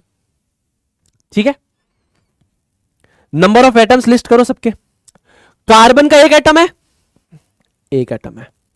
कार्बन का एक एटम है, एक एटम है। हाइड्रोजन के कितना एटम है? 4 एटम है। हाइड्रोजन के कितना एटम है? 2 एटम है। ऑक्सीजन कितना एटम है? 2 एटम है। ऑक्सीजन कितना एटम है? 2 + 1 3 है। इसको ऐसे लिख सकते हो, ऐसे लिखना इसको, 2 + 1 ऐसे लिखना, ठीक है? टोटल 3 है। समझ में आ गई बात? हाँ जी भैया। अब देखो हमारा नियम क्या कहता है, आपको वो कंपाउंड या एलिमेंट आइडेंटिफाई करना है जिसके सबसे ज्यादा नंबर ऑफ एटम्स हो। तो इसके पास कितने एटम है? कार्बन का 1 और हाइड्रोजन के 4, टोटल हो गए 5 एटम। इधर है 2 एटम्स, 2 ऑक्सीजन के, 1 कार्बन का 3 एटम, 2 और 1 3। तो सबसे ज्यादा नंबर ऑफ एटम्स है CH4 में। CH4 आइडेंटिफाई करने के बाद कौन से एलिमेंट के हैं? तो हाइड्रोजन के हैं 4 एटम। तो हाइड्रोजन से बैलेंसिंग स्टार्ट करेंगे हम लोग। हाइड्रोजन से बैलेंसिंग स्टार्ट करेंगे हम लोग, ठीक है। इस रिएक्शन को एक बार और लिख देते ताकि हम यहां पे कोफिशिएंट्स को इजीली मेंशन कर पाए। CH4 plus O2 will gives CO2 plus H2O, ठीक है। अब ध्यान से मेरी बात पे फोकस करना, आपको समझ में आएगी। देखो यहां पे 4 एटम्स है, यहां पे 2 एटम्स है। अगर मैं यहां पे मल्टीप्लाइड बाय 2 कर दूं तो ये कितना हो जाएगा, 4 हो जाएगा।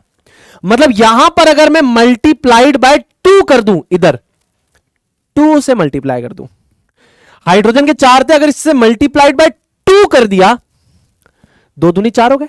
हां जी। अब मजे की बात यह कि जब आपने 2 से मल्टीप्लाई किया, हाइड्रोजन 4 हो गया, तो ऑक्सीजन भी तो कितना हो गया, 2 से मल्टीप्लाई हो गया। मतलब ये जो एक आपने लिखा था ये 2 से मल्टीप्लाई हो गया, और यहां पे जो ऑक्सीजन हो जाएगा अब वो हो जाएगा आपके पास 4। 2 यहां पे 2 यहां पे, टोटल 4 ऑक्सीजन के एटम्स है। तो आपको यहां क्या करना पड़ेगा, यहां पे क्या करना पड़ेगा, इस तरफ 2 से मल्टीप्लाई करना पड़ेगा लेफ्ट साइड पे। 4 करने के लिए आपने यहां पे 2 से मल्टीप्लाई कर दिया, 2 दूनी 4, 2 और 2। यहां पे ध्यान से देखना, 2 ऑक्सीजन के एटम है 2, और यहां पे कितने हैं, ये कोफिशिएंट लग गया तो ये कितने हो जाएंगे, ये भी कहलाएंगे 2, ठीक है। तो क्या हो जाएगा बेटा, 2 और 2 4, यहां पे ऑक्सीजन के एटम 4, यहां पे कार्बन का एक एटम है, कार्बन का एटम है, हाइड्रोजन के है 4, हाइड्रोजन के 4। ये जो तुम आगे लगा रहे हो बेटा, ये जो तुम आगे लगा रहे हो, ये इनका एक नाम है, इनका नाम कहलाता है स्टाइशियोमेट्रिक। स्टाइशियोमेट्रिक, जैसे तुम कोफिशिएंट मैथमेटिक्स में लगाते हो ना, ये भी कोफिशिएंट है। इनको कहते हैं, केमिस्ट्री में कहते हैं स्टाइशियोमेट्रिक कोफिशिएंट्स। क्या कहते हैं, स्टाइशियोमेट्रिक कोफिशिएंट। अगर कुछ नहीं लिखा है, अगर कुछ नहीं लिखा है तो इसका सरल सा भावार्थ है, इसका मतलब है 1, इसका मतलब है 1।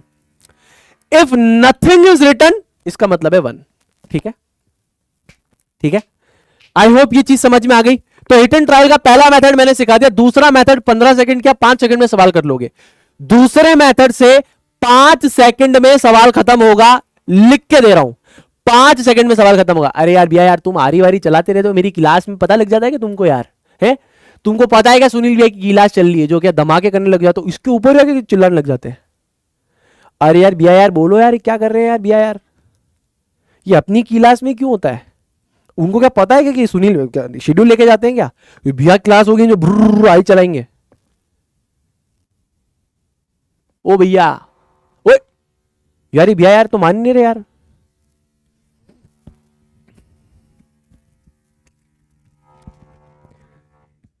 अरे अपन क्या पिछले जन्म में दुश्मन थे क्या यार भैया यार, है? चलो आओ दोस्तों यार सवाल करते हैं। ये भैया तो मान ही नहीं रहे यार, ये तो मान ही नहीं रहे यार, तो चलाए जा रहे चलाए जा रहे। अब भैया कूद के नीचे आओगे क्या, है शक्तिमान की तरह एंट्री मारोगे, धमाका करके बूम, हैप्पी होली। अरे यार भैया यार देखो यार, तो छत तोड़ के अंदर आ जाएंगे यार। चलो आओ इधर देखते हैं दोस्तों। अब ऐसे सवालों को आपको क्या करना है, यहां पे स्टाइशियोमेट्रिक कोफिशिएंट, ये देखिए, ये ए है, ये बी है, ये सी है और ये डी है, इनकी वैल्यूज को आइडेंटिफाई करना है। अगर आप एबीसीडी की वैल्यूज को आइडेंटिफाई कर लेंगे तो इक्वेशन क्या हो जाएगी, बैलेंस हो जाएगी, है ना। तो इसको बैलेंस करना है आपको 15 सेकंड में। अब देखिए मैं एक्सप्लेन कर रहा हूं तो ज्यादा समय लगेगा, लेकिन जब आप सॉल्व करोगे तो कम समय लगेगा, ध्यान से देखना। तो जब भी इक्वेशन में क्या हो, ये hit and trial he method है, हिट एंड ट्रायल का, हिट एंड ट्रायल मेथड का ये क्या है, सेकंड वेरिएंट है, टाइप 2 है।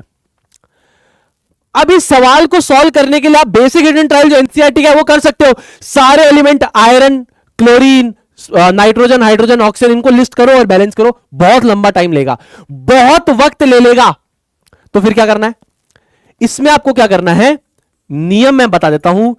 अब इसीलिए मैंने आपके बेसिक्स क्लियर करे थे, balance the poly atomic ions, इसीलिए दोस्तों बेसिक्स क्लियर करवाए थे। अब जिनको पॉली एटॉमिक आयंस नहीं पता वो प्लीज मेरी बेसिक्स वाली क्लास अटेंड करें, मैं हल्का हल्का आइडिया आपको दे देता हूं। सिर्फ आप पॉली एटॉमिक आयंस को बैलेंस करिए, आपकी इक्वेशन अपने आप बैलेंस हो जाएगी। पॉली एटॉमिक आयंस क्या होते हैं, पॉली एटॉमिक आयंस मैंने क्लास में पढ़ाया था डिटेल में, 2 या 2 से ज्यादा, पॉली का मतलब होता है 2 और मोर देन 2, दो या दो से ज्यादा, एटॉमिक का मतलब हो गया एटम और आयन का मतलब हो गया चार्ज। तो दो या दो से ज्यादा एटम के ऊपर जब एक चार्ज होता है, चाहे पॉजिटिव चाहे नेगेटिव, उसको पॉली एटॉमिक आयन कहते हैं। ठीक है, अब इसमें आप पॉली एटॉमिक आयन को आइडेंटिफाई कीजिए। देखिए, अमोनियम एक पॉली एटॉमिक आयन है, हाइड्रोक्साइड एक पॉली एटॉमिक आयन है ना। तो ये दो पॉली एटॉमिक आयंस मुझे यहां पे देखने के लिए मिल रहे हैं। मैं सिर्फ और सिर्फ पॉली एटॉमिक को बैलेंस करूंगा, इक्वेशन खत्म हो जाएगी। देखना, भी करके दिखा रहा हूं, आप खुद देख के हैरान हो जाओगे। मैं सिर्फ और सिर्फ पॉली एटॉमिक आयन को बैलेंस करूंगा, रिएक्शन अपने आप शांत हो जाएगी। ठीक है, कैटायन एनायंस एक्सचेंज करेंगे, FeOH अल्ट्राइज, ये डबल डिस्प्लेसमेंट रिएक्शन है, आपको पढ़ाऊंगा मैं। अब देखो, मेरी बात को बहुत गौर से सुनना। Poly atomic ion ammonium NH4 एक है, NH4 एक है, ठीक है। हाइड्रोक्साइड OH हाइड्रोक्साइड एक है, यहां पे तीन है। यहां पे हाइड्रोक्साइड कितना है बेटा? तीन है। आप चुपचाप यहां पे तीन लगा दो। हाइड्रोक्साइड OH तीन है ना, यहां पे तीन लगा दो। तो अमोनियम कितना हो गया? अमोनियम तीन हो गया, अमोनियम के लिए तीन लगा दो। हाइड्रोक्साइड तीन था, तीन लगा, अमोनियम तीन था, यहां तीन लगा दिया अमोनियम के लिए।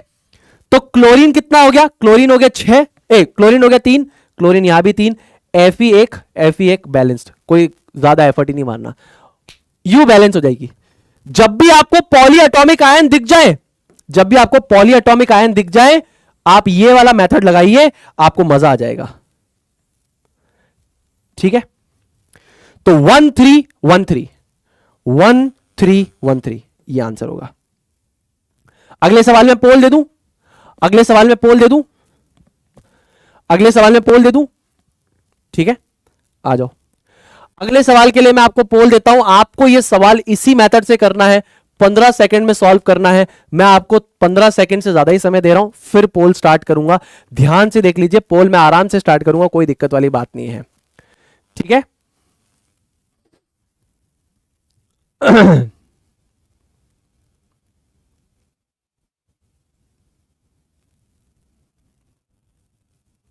जल्दी जल्दी जल्दी जल्दी जल्दी जल्दी जल्दी जल्दी जल्दी।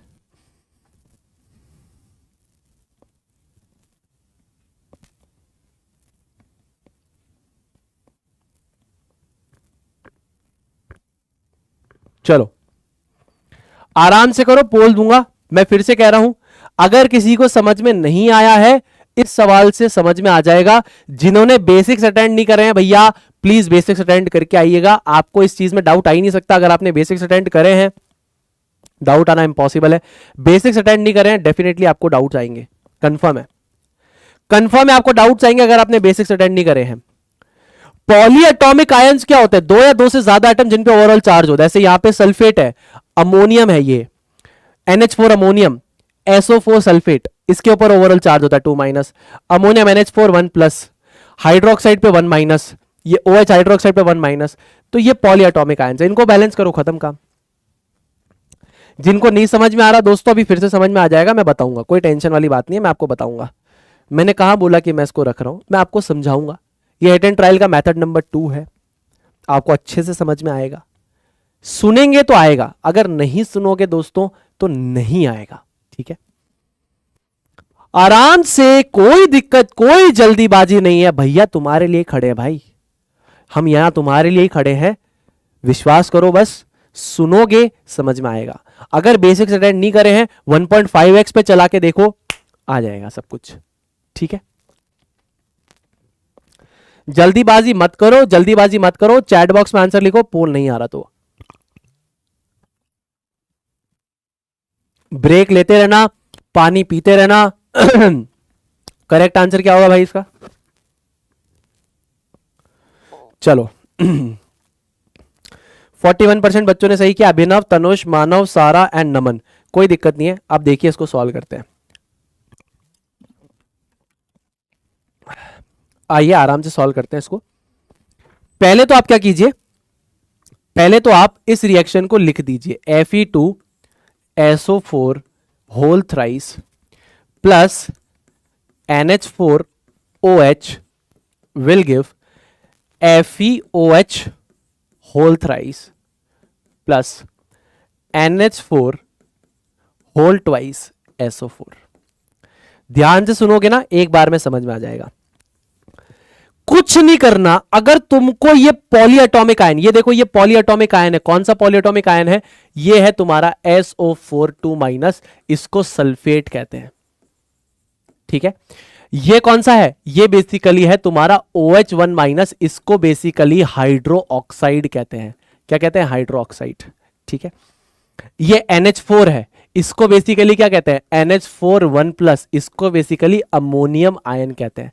ये सारे के सारे बेटा क्या है तुम्हारे, ये सारे के सारे पॉलीएटॉमिक आयन है। अब ये तो बेटा मैंने बेसिक्स में पढ़ा रखा है ना, आप मुझे बताओ बेसिक्स में डिटेल में पढ़ाया कि नहीं पढ़ाया, मुझे दिल से बताओ, पढ़ाया कि नहीं पढ़ाया, डिटेल में पढ़ाया था। ये तुम्हारे तीनों की तीनों क्या है यहाँ पे, पॉलीएटॉमिक आयन है कि नहीं है, मुझे बताओ। इसीलिए कहा था बेसिक्स अटेंड कर लो। ये क्या है, ये बेसिक्स वाले पार्ट का कवरेज है।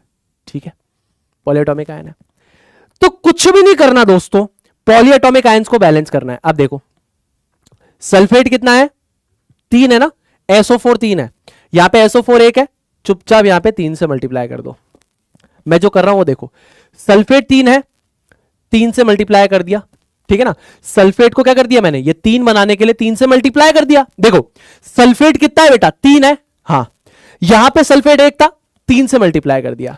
जब आपने 3 से मल्टीप्लाई करा तो अमोनियम कितना हो गया, 2 3 जा 6, तो यहां पे आपने कर दिया 2 3 जा 6, डायरेक्टली 6 अप्लाई कर दिया। तो अब हाइड्रोक्साइड कितना हो गया, 6 हो गया। हाइड्रोक्साइड यहां पे कितना है, 3 है, तो आप क्या करेंगे, 2 से मल्टीप्लाई कर देंगे, 3 2 जा 6, तो आयरन कितना हो गया, 2, बैलेंस हो गया इक्वेशन। कितना वक्त लगा मुझे बताना, कितना कम वक्त लगा मुझे इसको बैलेंस करने में। फिर से मेरी बात को सुनिए, सल्फेट 3 था, यहां पे मैंने 3 से मल्टीप्लाई कर दिया, तो सल्फेट 3 हो गया, हो गया, हाँ जी भैया।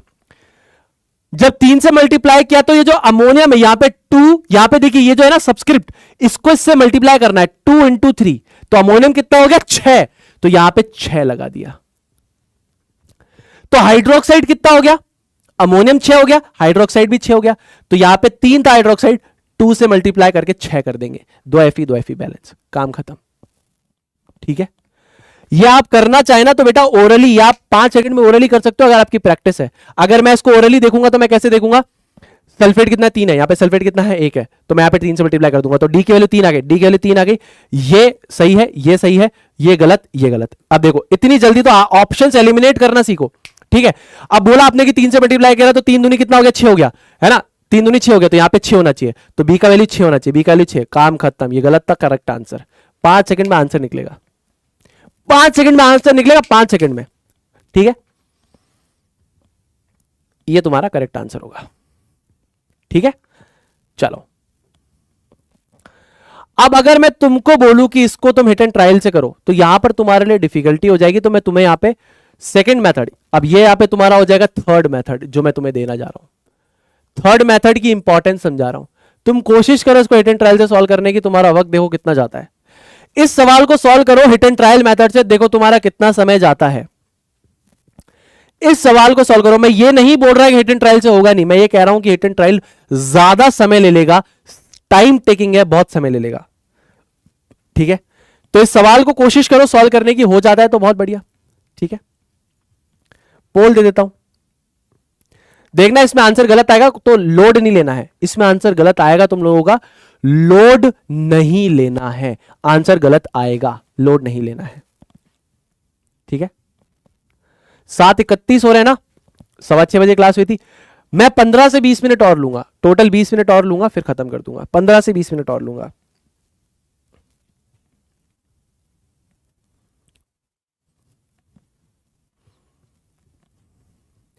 सवा 6 बजे स्टार्ट हुई थी, है ना, 7:30 हुए हैं, मैं सिर्फ 15 मिनट और लूंगा आपकी क्लास, गिन के 15 मिनट मुझे और दे दीजिए, खत्म कर दूंगा। ठीक है, चलिए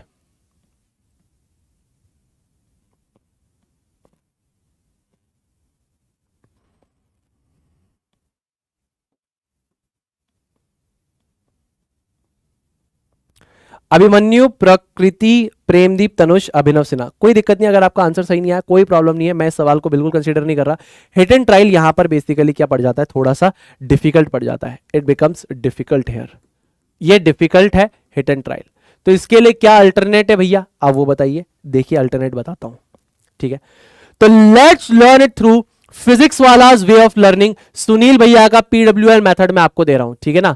अब ये सर्वर नहीं लिखते अपन, अपन भैया ही लिखते हैं, अपने तो अपन तो भैया ही हैं, सब अपने दोस्त और भाई हैं, भाई बहन है। तो सुनील भैया पीडब्ल्यू वे ऑफ लर्निंग, भैया का पीडब्ल्यूएल ले लो तुम, फिजिक्स वाला वे ऑफ लर्निंग। अब थोड़ा सा एक्स्ट्रा और मस्त डिटेल्ड कंटेंट मैं आपको दूंगा, ठीक है। अभी तक तो बात चल रही थी जो एनसीईआरटी लेवल का कंटेंट है, hit and trial, hit and trial. अब थोड़ा सा एडवांस कंटेंट, आ जाओ। तो इस मेथड में आपको सबसे पहले क्या करना है, देखिए मैं एक्सप्लेन कर रहा हूं, समय लगेगा, जब आप सॉल्व करेंगे तो इस मेथड से समय नहीं लगेगा। आप कोशिश करिए, नहीं होता तो फिर हिट एंड ट्रायल करना। मैं फिर से बोल रहा हूं, आप कोशिश करो, आप ये मेथड समझो, अगर अच्छा नहीं लगता तो हिट एंड ट्रायल कर लेना, कोई दिक्कत नहीं है। कोशिश करने में क्या दिक्कत है, नई चीजें सीखनी चाहिए, फिक्स्ड माइंडसेट मत बनाओ, ग्रोथ माइंडसेट। सुनील भैया मैं सीखना चाहता हूं, सीख जाओगे। अब देखिए, write the chemical equation and its stoichiometric coefficients in the form of A B C D in front of the reactant and product. Stoichiometric coefficients को ए बी सी डी के फॉर्मेट में लिखना है रिएक्टेंट प्रोडक्ट के सामने। क्या मतलब है, जब तुम ये लिख रहे हो PbNO3 होल ट्वाइस, ये तुमको दे रहा है PbO plus NO2 plus O2, तो इसके आगे तुम स्टाइशियोमेट्रिक कोफिशिएंट्स को लिख दो। इसके आगे तुम लिख दो A, इसके आगे तुम लिख दो B, इसके आगे लिख दो C और इसके आगे लिख दो D। ABCD आप इसके सामने लिख दो, ठीक है, बहुत बढ़िया। दूसरा स्टेप हमारे पास क्या है, दूसरा स्टेप क्या है, write the number of atoms of each element on the left and right side in the form of equation using stoichiometric coefficient. समझ में नहीं आया होगा, मैं बताता हूं। तो जितने एलिमेंट तुम्हारे यहां पर है, उनके जितने एटम लेफ्ट और राइट साइड पे हैं, उनको एबीसीडी के फॉर्मेट में एक इक्वेशन बना के लिखो। एलजेब्रा का इस्तेमाल करो। इस मेथड को एलजेब्रिक मेथड भी कहते हैं। कौन सा मेथड, एलजेब्रिक मेथड। मेरी बात सिर्फ ध्यान से सुनना, तुमको एक बार में समझ में आ जाएगा। करना क्या है, चुपचाप पहले लिखना है जो जो एलिमेंट है। तो यहां पे एलिमेंट है लेड, यहां पे एलिमेंट है नाइट्रोजन, यहां पे एलिमेंट है ऑक्सीजन, इसके अलावा कोई और एलिमेंट है नहीं है। आइए इनकी इक्वेशन लिखते हैं। इक्वेशन कैसा, जितने एटम लेफ्ट और राइट साइड पे है, इनको इनके स्टाइशियोमेट्रिक कोफिशिएंट के फॉर्म में लिखना है। कैसे भैया, देखो देखो ध्यान से देखना। देखो लेड का यहां पे एक एटम है, लेड का यहां पे कितना एटम है, एक एटम है, ठीक है। इसके आगे कोफिशिएंट क्या है, ए, इसके आगे कोफिशिएंट क्या है, बी। ध्यान से देखो, लेड का एक एटम है, कोफिशिएंट क्या है, ए, लेड का एक एटम है, कोफिशिएंट क्या है, बी। यहां पे लिखोगे ए इक्वल टू बी, ये तुम्हारी इक्वेशन नंबर हो गई 1। और समझना, नाइट्रोजन कितने एटम हो गए, 2, कोफिशिएंट क्या है, ए, तो 2a, क्योंकि तुम्हें नंबर ऑफ एटम्स इनके बराबर करने दोनों तरफ, तो इक्वेशंस को इक्वल कर दो। तो 2a इक्वल टू, यहां पे नाइट्रोजन है, नहीं है, यहां पे है हां 1, तो C यहां पे है, नहीं है, इक्वेशन नंबर 2। ऑक्सीजन 3 2 जा 6, 6a equal to B plus, देखो B plus 2C plus 2D, ठीक है ना। तो ये हो जाएगा B plus 2C plus 2D, ये इक्वेशन नंबर हो गई 3, ठीक है। एक एटम था तो B, 2C 2D, ठीक है। पहला नियम, आपको इसके आगे ABCD स्टाइशियोमेट्रिक कोफिशिएंट लिखने हैं। दूसरा स्टेप दोस्तों, जितने भी एलिमेंट हो आप उनको लिस्ट करो। अब लेड का यहां पे एक एटम था, लेड का यहां पे एक एटम था, इसका स्टाइशियोमेट्रिक कोफिशिएंट क्या है, ए, इक्वल टू, एक एटम था यहां पे तो लिख दिया बी। नाइट्रोजन में कितने एटम थे, 2, तो 2a इक्वल टू, यहां पे एक एटम था सी। ऑक्सीजन का कितना था, 3 2 जा 6, a equal to b plus 2c plus 2d, खत्म काम, 2 स्टेप्स खत्म। चलो बहुत बढ़िया। तीसरा स्टेप हमारे पास क्या है, solve the algebraic equations by putting the value of a equal to 1। अब देखो, अगर आपको इन वेरिएबल्स की वैल्यू निकालनी है तो मैथमेटिक्स में आपको पता है किसी एक वेरिएबल की वैल्यू तो आपके पास होनी चाहिए ना, तभी तो इतने सारे वेरिएबल्स की वैल्यू निकालोगे। तो a की वैल्यू 1 पुट कर दी, आप किसी की भी वैल्यू 1 पुट करो, b की, c की, d की, जिसका आपको मन करता है वैल्यू 1 पुट कर दो। मैं a की वैल्यू 1 पुट कर रहा हूं, ठीक है। इक्वेशंस क्या है, a इक्वल टू b, यहां पे लिखता जा रहा हूं equations, a equal to b, ये मेरे पास इक्वेशन नंबर 1 थी। b इक्वल टू 2d, यही था, है ना। b, अच्छा 2a इक्वल टू c है, sorry 2a equal to c, और उसके बाद लास्ट इक्वेशन क्या है, 6a is equals to b plus 2c plus 2d। 6a is equals to b plus 2c plus 2d, है ना, है ना। PbO plus 4NO2 plus O2, हाँ ठीक है, यही है इक्वेशन, यही थी। a equal to b, 2a equal to c and 6a equal to b plus 2c plus 2d, 3 equations थी, हो गई, डन। अब बहुत बढ़िया, आइए फटाफट से देखते हैं। अगर मैं a का वैल्यू जैसे ही 1 पुट करता हूं तो फ्रॉम इक्वेशन 1 यहां पे क्या होगा, a का वैल्यू 1 पुट किया, if a equal to 1, b की वैल्यू कितनी हो जाएगी 1, a equal to 1, b equal to 1। a का वैल्यू इक्वेशन नंबर 2 में पुट कीजिए, फ्रॉम इक्वेशन नंबर 2 अगर a इक्वल टू 1 है तो यहां पे कितना हो जाएगा, c इक्वल टू कितना हो जाएगा 2 हो जाएगा। a इक्वल टू 1 है, c इक्वल टू 2 हो जाएगा। अब फ्रॉम इक्वेशन नंबर 3 सबकी वैल्यू निकाल लीजिए।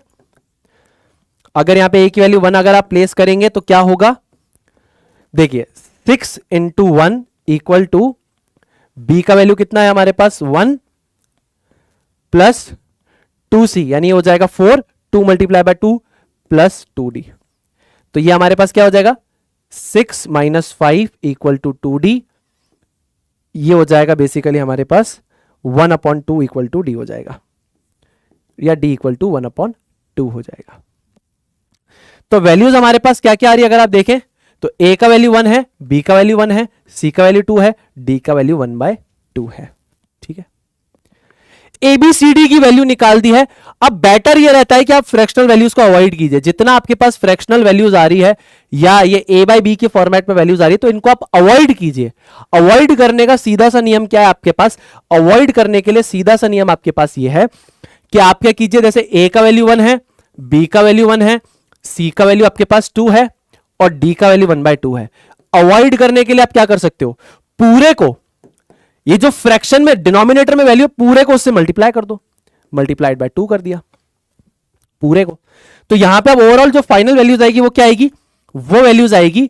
अब a का वैल्यू आ जाएगा 2, b का वैल्यू आ जाएगा 2, c का वैल्यू आ जाएगा 4 और d का वैल्यू आ जाएगा 1। काम खत्म। 2 2 4 1 इस तरीके से वैल्यू निकल जाएगी। अब ये मैंने समझाया इसलिए ज्यादा समय लगा, जब आप खुद से करेंगे तो इसमें ज्यादा समय नहीं लगेगा। 2 2 4 1 आप लगा के देख लीजिए। PbNO3 whole twice. मैं आपको एक और सवाल कराऊंगा, टेंशन मत लीजिए, और भी बहुत सारे सवाल कराऊंगा। अब 2 2 4 1 जो स्टाइशियोमेट्रिक कोफिशिएंट थे लगा दीजिए, 2 2 4 और 1। अब देखो, ठीक है, ध्यान से देखना, देखो ध्यान से देखो। अभी भाई नई चीज सीख रहे हो, एक बार में नहीं समझ में आती है। नई चीज सीख रहे हो ना, एक बार में कैसे आ जाएगी, अपन कंप्यूटर थोड़ी है, इंसान है, धीरे धीरे आएगी। ध्यान से देखो, 2 लेड के आइटम्स है, 2 लेड के आइटम्स है। नाइट्रोजन कितना है, 2 2 जा, ये देखो 2 2 जा 4, 4 नाइट्रोजन। ऑक्सीजन कितना है हमारे पास, 3 दूनी 6, 6 दूनी 12, 4 2 जा 8, 8 और 2 10, 10 और 2 12। काम खत्म, ठीक है। एक और सवाल करेंगे, इसको उससे सीखेंगे, तो यहां पे आंसर हो जाएगा 2 2 4 1, 2 2 4 1, ठीक है। एक और सवाल करेंगे, अब मेरे साथ करो, मेरे साथ करो, इस सवाल को सॉल्व करो, ठीक है। पोल देना है क्या, चलो इस सवाल में पोल नहीं देते, इसको अलजेब्रिक मेथड से डायरेक्टली सॉल्व करते हैं, ठीक है ना। इसमें पोल नहीं दे रहा हूं, सॉल्व करते हैं, आ जाओ। सबसे पहले कॉपी उठाओ, कॉपी उठाओ और मेरे साथ लिखो C4H10 plus O2 will give CO2 plus H2O. ये स्टेप नंबर 1 मार्क कर लो जल्दी से, स्टेप फर्स्ट मार्क कर लो जल्दी से, स्टेप फर्स्ट जल्दी से। आपके जितने रिएक्टेंट प्रोडक्ट हो उनके आगे ए बी सी डी ई जितने हैं उतने लिखते जाओ, फटाफट से लिखो। अरे भाई नहीं आ रहा तो अभी समझ में आ जाएगा, देखो तो सही। जो बच्चे कह रहे हैं कि भैया नहीं समझ में आ रहा, एक बार देखो, एक बार में बेटा समझ में नहीं आता है। अपन कंप्यूटर थोड़ी है, मैंने भी जब देखा था तो एक बार में थोड़ी आया था, सवाल करने पे समझ में आया था। अपन भी कंप्यूटर नहीं है, तो पढ़ाने के बाद इतने साल से हो गया कि बड़ा आसान लगता है कि अब इतने साल से पढ़ा रहे, तो हर बार बच्चों को लगता है। पर फिर वो बच्चे का एक दो सवाल करते हैं, बोलते भैया मस्त मेथड है, मजा आता है। तो एक बार देखो, ध्यान से देखो, समझ में आएगा। ठीक है, देखो ये अपन ने लिखा, स्टेप नंबर फर्स्ट हमारा क्लियर है। अब स्टेप नंबर 2 पे चलते हैं फटाफट से। ठीक है, तो आपको क्या करना है, सबसे पहले coefficient A B C D लिख दिए। अब कौन कौन से एलिमेंट है, कार्बन है, हाइड्रोजन है, ऑक्सीजन है। इनके नंबर ऑफ एटम्स जो लेफ्ट और राइट साइड पे है उनको in the form of stoichiometric coefficient आपको इक्वेशन बना के लिखना है। क्या मतलब है, 4 कार्बन के एटम है, हां, तो आप लिखेंगे 4a। और कई कार्बन है, नहीं है, लगाइए इक्वल टू। यहां पे कार्बन का है, यहां पे है, लगा दीजिए C, इक्वेशन नंबर 1, खत्म का। दूसरा 4a equal to C। Hydrogen 10 तो एटम यहां है, तो आप लिख दीजिए 10a। हाइड्रोजन है, नहीं है, लगाइए इक्वल टू। यहां पे C में है, कहीं पे नहीं है, यहां पे है 2 एटम्स है, कितने हैं 2, तो 2d। इसको थोड़ा छोटा करके लिख सकते हैं, ये इसको कट करेगा 5 टाइम्स, तो ये हो जाएगा 5a equal to d, equation number 2। Oxygen के लिए लिखते हैं यही इक्वेशन, 2 ऑक्सीजन के एटम्स है, तो आप लिखेंगे 2b इक्वल टू, यहां पे ऑक्सीजन के 2 एटम्स है, तो लिखेंगे 2c प्लस, यहां पे कितना है 1 है, तो ये हो जाएगा d, इक्वेशन नंबर 3। अब नेक्स्ट स्टेप हमारे पास क्या है, step number 3, put a equal to 1। a का वैल्यू 1 पुट कर दीजिए, तो इक्वेशन 1 से क्या आंसर आएगा, from equation 1 4 into 1 equal to c, तो c का वैल्यू हमारे पास कितना आ जाएगा, फाइनली c इक्वल टू 4 आ जाएगा, c इक्वल टू 4 आ जाएगा। उसके बाद इक्वेशन नंबर 2 में देखिए, from equation number 2, equation number 2 ये कितना हो जाएगा, 5 into 1 equal to d, so d equal to 5। ठीक है, d इक्वल टू 5। समझ में आया, समझ में आया। देखो देखो ध्यान से देखो, अभी तुम लोग आंसर निकालो, बहुत बढ़िया कर रहे हो, बहुत बढ़िया प्यारे बच्चों, आंसर निकाल रहे हो, बहुत बढ़िया, बहुत सही। अब देखो यहां पे इसकी निकालते हैं, अब इक्वेशन नंबर 3 पे चलते हैं, फ्रॉम इक्वेशन 3, है ना। b की वैल्यू हमारे पास है नहीं, तो हम क्या करेंगे, 2b equal to 2c plus d। c का वैल्यू कितना है, 2 मल्टीप्लाइड बाय 4 प्लस d का वैल्यू कितना है, 5 है। ठीक है ना, तो ये हो जाएगा 4 2 8 प्लस 5 कितना हो जाएगा 13, तो 2b इज इक्वल्स टू 13, तो b का वैल्यू जो आएगा फाइनल आएगा 13/2 आएगा। तो a का वैल्यू 1, b का वैल्यू 13/2, c का वैल्यू 4 और d का वैल्यू 5। ठीक है ना, अब देखो यहां पे लिख दो इस वैल्यूज को, क्या है, a का वैल्यू 1, b का वैल्यू 13/2, c का वैल्यू 4 और d का वैल्यू 5। मैंने आपको कहा था फ्रैक्शनल वैल्यूज अवॉइड करना, नीचे 2 आ रहा है, 2 को हटाने के लिए ओवरऑल को मल्टीप्लाइड बाय 2 कर देते हैं, तो a का वैल्यू कितना हो जाएगा, 2 हो जाएगा, b का वैल्यू 13 हो जाएगा, c का वैल्यू 8 हो जाएगा और d का वैल्यू 10 हो जाएगा, काम खत्म। 2 13 8 10, 2 13 8 10, 2 13 8 10, c आंसर हो जाएगा 2 13 8 10, खत्म बात। अब ये इक्वेशन बैलेंस हो गई, आप कोफिशिएंट्स की वैल्यू को प्लेस कर दीजिए, यही आंसर आएगा, और ये बैलेंस भी हो चुकी होगी। देखिए twice of C4H10 plus 13O2 will give 8 CO2 plus 10 H2O, काम खत्म, ये आंसर आएगा। ठीक है, समझ में आ गई बात। अब यहां तक सब कुछ खत्म है भैया, ये तुम्हारा होमवर्क टाइम है, कंसेप्ट पॉलिश होमवर्क दे देता हूं मैं तुमको, ठीक है। ये सवाल करके आना, ये होमवर्क है तुम्हारा, ठीक है ना। ये एसिड बनाने की, एसिड फॉर्मेशन की रिएक्शन है जो अपन चैप्टर 2 में जानेंगे। इसको एक बार बैलेंस करके आना, आप लोगों का होमवर्क है। S plus HNO3 will give H2SO4 plus NO2 plus H2O, ठीक है ना। नॉन मेटल की रिएक्शन में करवा रहा हूं यहां पर आपके वॉलेटाइल एसिड से। अब ये शब्द थोड़े से भारी है तो इसलिए हम आगे चल के जानेंगे, बट आपको रिएक्शन बैलेंस करनी है, वो आपका मेजर गोल होना चाहिए। उसके बाद एफिशिएंसी हैक्स। तो बच्चे पूछ रहे हैं बार बार, सुनील भैया कौन कौन सी किताबों से पढ़ाई की जाए, तो ध्यान से देखना कौन सी किताबों से तुम पढ़ाई कर सकते हो। ध्यान से देखना कौन सी किताबों से पढ़ाई कर सकते हो तुम लोग, फटाफट से देखना इसको। तो थ्योरी के लिए तुम एनसीईआरटी तो सबसे इंपॉर्टेंट है, पूरी पढ़नी है। उसके अलावा प्रदीप से पढ़ाई कर सकते हो थ्योरी के लिए, और पीडब्ल्यू के मॉड्यूल्स को तुम स्टडी कर सकते हो। मेरा लेक्चर देख लिया, उसके बाद अगर तुम्हें लगता है तो प्रदीप पढ़ सकते हो, वरना एनसीईआरटी तो पढ़नी ही है एक बार। क्वेश्चन प्रैक्टिस बोर्ड के पॉइंट ऑफ व्यू से एनसीईआरटी इंटेक्स्ट पूरी निपटाना, एनसीईआरटी एक्सरसाइज निपटाना, एनसीईआरटी एग्जाम्पलर, ये तीन तो मस्ट है, ये और ये मस्ट है। फिर पीवाईक्यूज करना, ये सारी की सारी चीजें मस्ट है। एनसीईआरटी के इंटेक्स्ट, एनसीईआरटी के एक्सरसाइज और एनसीईआरटी एग्जाम्पलर पूरी। ओलंपियाड लेवल की क्वेश्चन प्रैक्टिस करनी है तो एमटीजी या पियर्सन या पीडब्ल्यू मॉड्यूल्स आप रेफर कर सकते हैं। आई होप ये सब जान के मेरे प्यारे दोस्तों को, मेरे प्यारे भाइयों को मजा आ रहा है। हाँ जी भैया यार, जिंदगी औसम है यार, क्या दिक्कत है यार, मजा आ रहा है क्या, okay okay, OP OP OP. नहीं एस चांद, देखो मैं रेफर नहीं करता एस चांद, बिकॉज मुझे पर्सनली थोड़ी सी एरर्स ज्यादा लगती है। अच्छी लगती है वो किताब, बट मुझे पर्सनली पसंद नहीं है, ठीक है। तो आप ये मेरे हिसाब से कर सकते हैं। अगर आपको लगता है कि एस चांद में मजा आ रहा है तो आप एस चांद से पढ़ सकते हैं, कोई दिक्कत वाली बात बिल्कुल भी नहीं है ना। चलो, अब हमारी हर क्लास में जो होता है इंसानियत का ज्ञान, जो बनाए बेहतर इंसान, तो बहुत इंपॉर्टेंट है। तो इंसानियत के ज्ञान पे चलते हैं, थोड़ा सा जानते हैं बढ़िया सी चीजों के बारे में।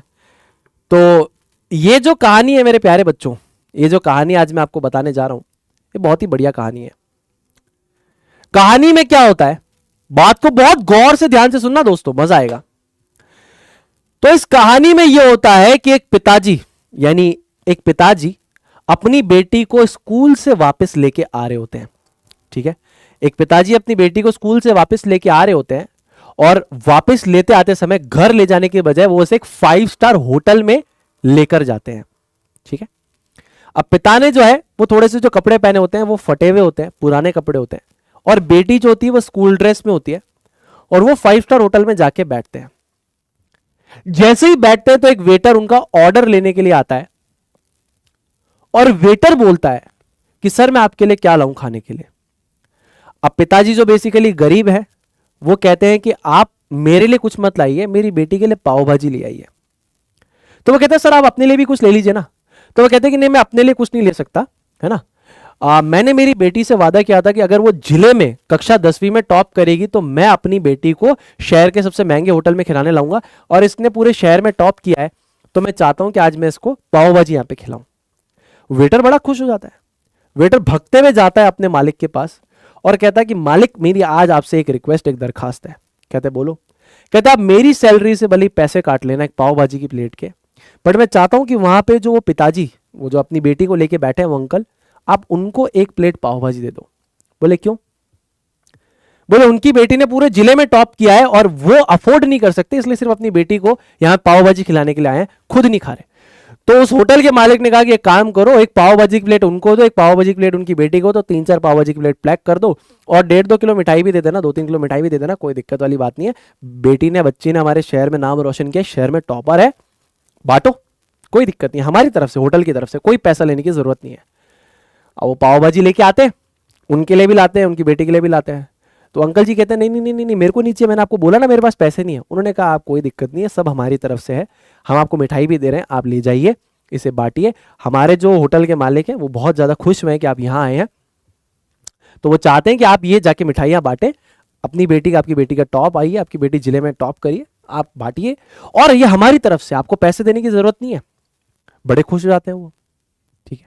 अब बहुत साल बीत जाते हैं, बहुत साल बीत जाते हैं। अब होता यह है कि लड़की अपनी कड़ी मेहनत से, अपने कड़े स्ट्रगल से आईएएस ऑफिसर, कलेक्टर बन जाती है, है ना, और कलेक्टर बन जाती हैं और एक दिन अपनी पोस्टिंग उसी शहर में लेती हैं जिस शहर में ये सारी की सारी बातें हुई हैं, है ना। जैसे ही उस शहर में पहुंचती हैं तो वो सबसे पहले उस होटल के मालिक को ये इन्फॉर्म कराती हैं कि यहाँ की जो शहर की कलेक्टर साहिबा है वो आपके होटल में खाना खाने आने वाली हैं। शहर का जो मालिक है होटल का, ये बहुत खुश हो जाता है, कहता है अरे भैया मेरे होटल के अंदर खाना खाने आने वाली हैं। होटल को बिल्कुल सजा देते हैं, एकदम खुश होते हैं। अब जैसे ही वो आती हैं, है ना, आती हैं तो अपने पिताजी को लेके आती हैं उसी होटल में, आती हैं और उनसे पूछती हैं क्या आपने मुझे पहचाना। होटल का मालिक कहता है नहीं मैंने तो नहीं पहचाना। तो बोले कि मैं वही लड़की हूं और ये मेरे पिताजी है जिन्हें आपने आज से कुछ साल पहले जब हम यहां पर आए थे खाने के लिए कुछ, और मैंने शहर में टॉप किया था, तो आपने पाव भाजी फ्री दी थी और मिठाइयां फ्री दी थी। तो वो बताते बताते रोने लग जाती है और वो बोलती है कि अगर आप मेरी लाइफ में उस समय मुझे प्रेरणा नहीं देते, मुझे मोटिवेशन नहीं देते, तो शायद चीज़ों में दिक्कत होती। बट एक आप बहुत अच्छे इंसान हैं जिन्होंने मेरी गरीबी का मजाक नहीं उड़ाया, मेरे पिता की गरीबी का मजाक नहीं उड़ाया। आपने हमें उस समय एक मोटिवेशन का काम किया, प्रेरणा का काम किया। आपने हमें पाव भाजी दी, हमें मिठाइयाँ दी। बात बड़ी छोटी है लेकिन एक छोटा सा एक्शन कितना बड़ा रिजल्ट लेके आता है लाइफ में, वो देखिए। तो इस कहानी से आपको क्या सीखना है मेरे प्यारे बच्चों? किसी भी इंसान को जीवन में छोटा मत समझिए, क्योंकि जिसे आप छोटा आज समझ रहे हैं कल वो बहुत बड़ा बन सकता है ना। तो आपको अगर अपनी ताकत को दिखाना है तो सही चीजों में दिखाइए, कमजोरों को दबाने या गरीबों को दबाने में मत दिखाइए। वो आपको एक सही इंसान नहीं बताता। आप लोगों के सामने कितने भी अच्छे बन जाए, फिर परमात्मा के सामने तो आप बुरे इंसान ही है, क्योंकि उन्हें तो सब पता है आपने क्या किया है। तो अगर आपको अच्छा बनना है तो परमात्मा की नजर में अच्छा बनिए, लोगों की नजर में अच्छा बनने से कुछ नहीं होता, क्योंकि ये संसार तो कभी किसी का सगा रहा ही नहीं। संसार ना कभी किसी का सगा था, ना किसी का सगा है, ना ये संसार कभी किसी का सगा रहेगा। संसार का तो काम है बातें करना, कुछ तो लोग कहेंगे, लोगों का काम है कहना। तो संसार के सामने मत करो, जो करना है अच्छे से करो, परमात्मा को समझ में आना चाहिए, ठीक है। तो बस ये कहानी तुम्हारे लिए थी कि किसी को भी छोटा मत समझो। अगर तुम उसकी मदद नहीं कर सकते कोई दिक्कत नहीं है, उसके लिए बुरा मत करो, उसकी टांग मत खींचो, है ना। तो इसी तर्ज पे बच्चों हम करते हैं हमारी आज की इस प्यारी सी कक्षा को खत्म। आई होप आपने इस कक्षा से बहुत कुछ सीखा, आपको मजा आया। मैंने आपको 3 मेथड सिखाए। आप और ज्यादा इसमें मास्टरी तब कर पाएंगे जब आप ज्यादा से ज्यादा सवाल सॉल्व करेंगे। हिट एंड ट्रायल मेथड से, एल्जेब्रिक मेथड से ज्यादा से ज्यादा सवालों को सॉल्व कीजिए। किताब के सारे सवाल आप यूं कर लेंगे, मैं आपको बता रहा हूं। एनसीईआरटी एग्जाम्पलर के सवाल कीजिए। डीएचए में मैंने थोड़ा सा डिफिकल्ट प्रॉब्लम्स दिए हैं, सोल्यूशन भी दिया है, जाकर उसको देखिए, आप इजीली उनको कर पाएंगे, ठीक है। तो अब अगली क्लास में मिलते हैं मेरे दोस्तों, तब तक के लिए अपना ध्यान रखिए, खुश रहिए, stay healthy, stay awesome and always say जय जय फिजिक्स वाला। जय हिंद, जय भारत, वंदे मातरम।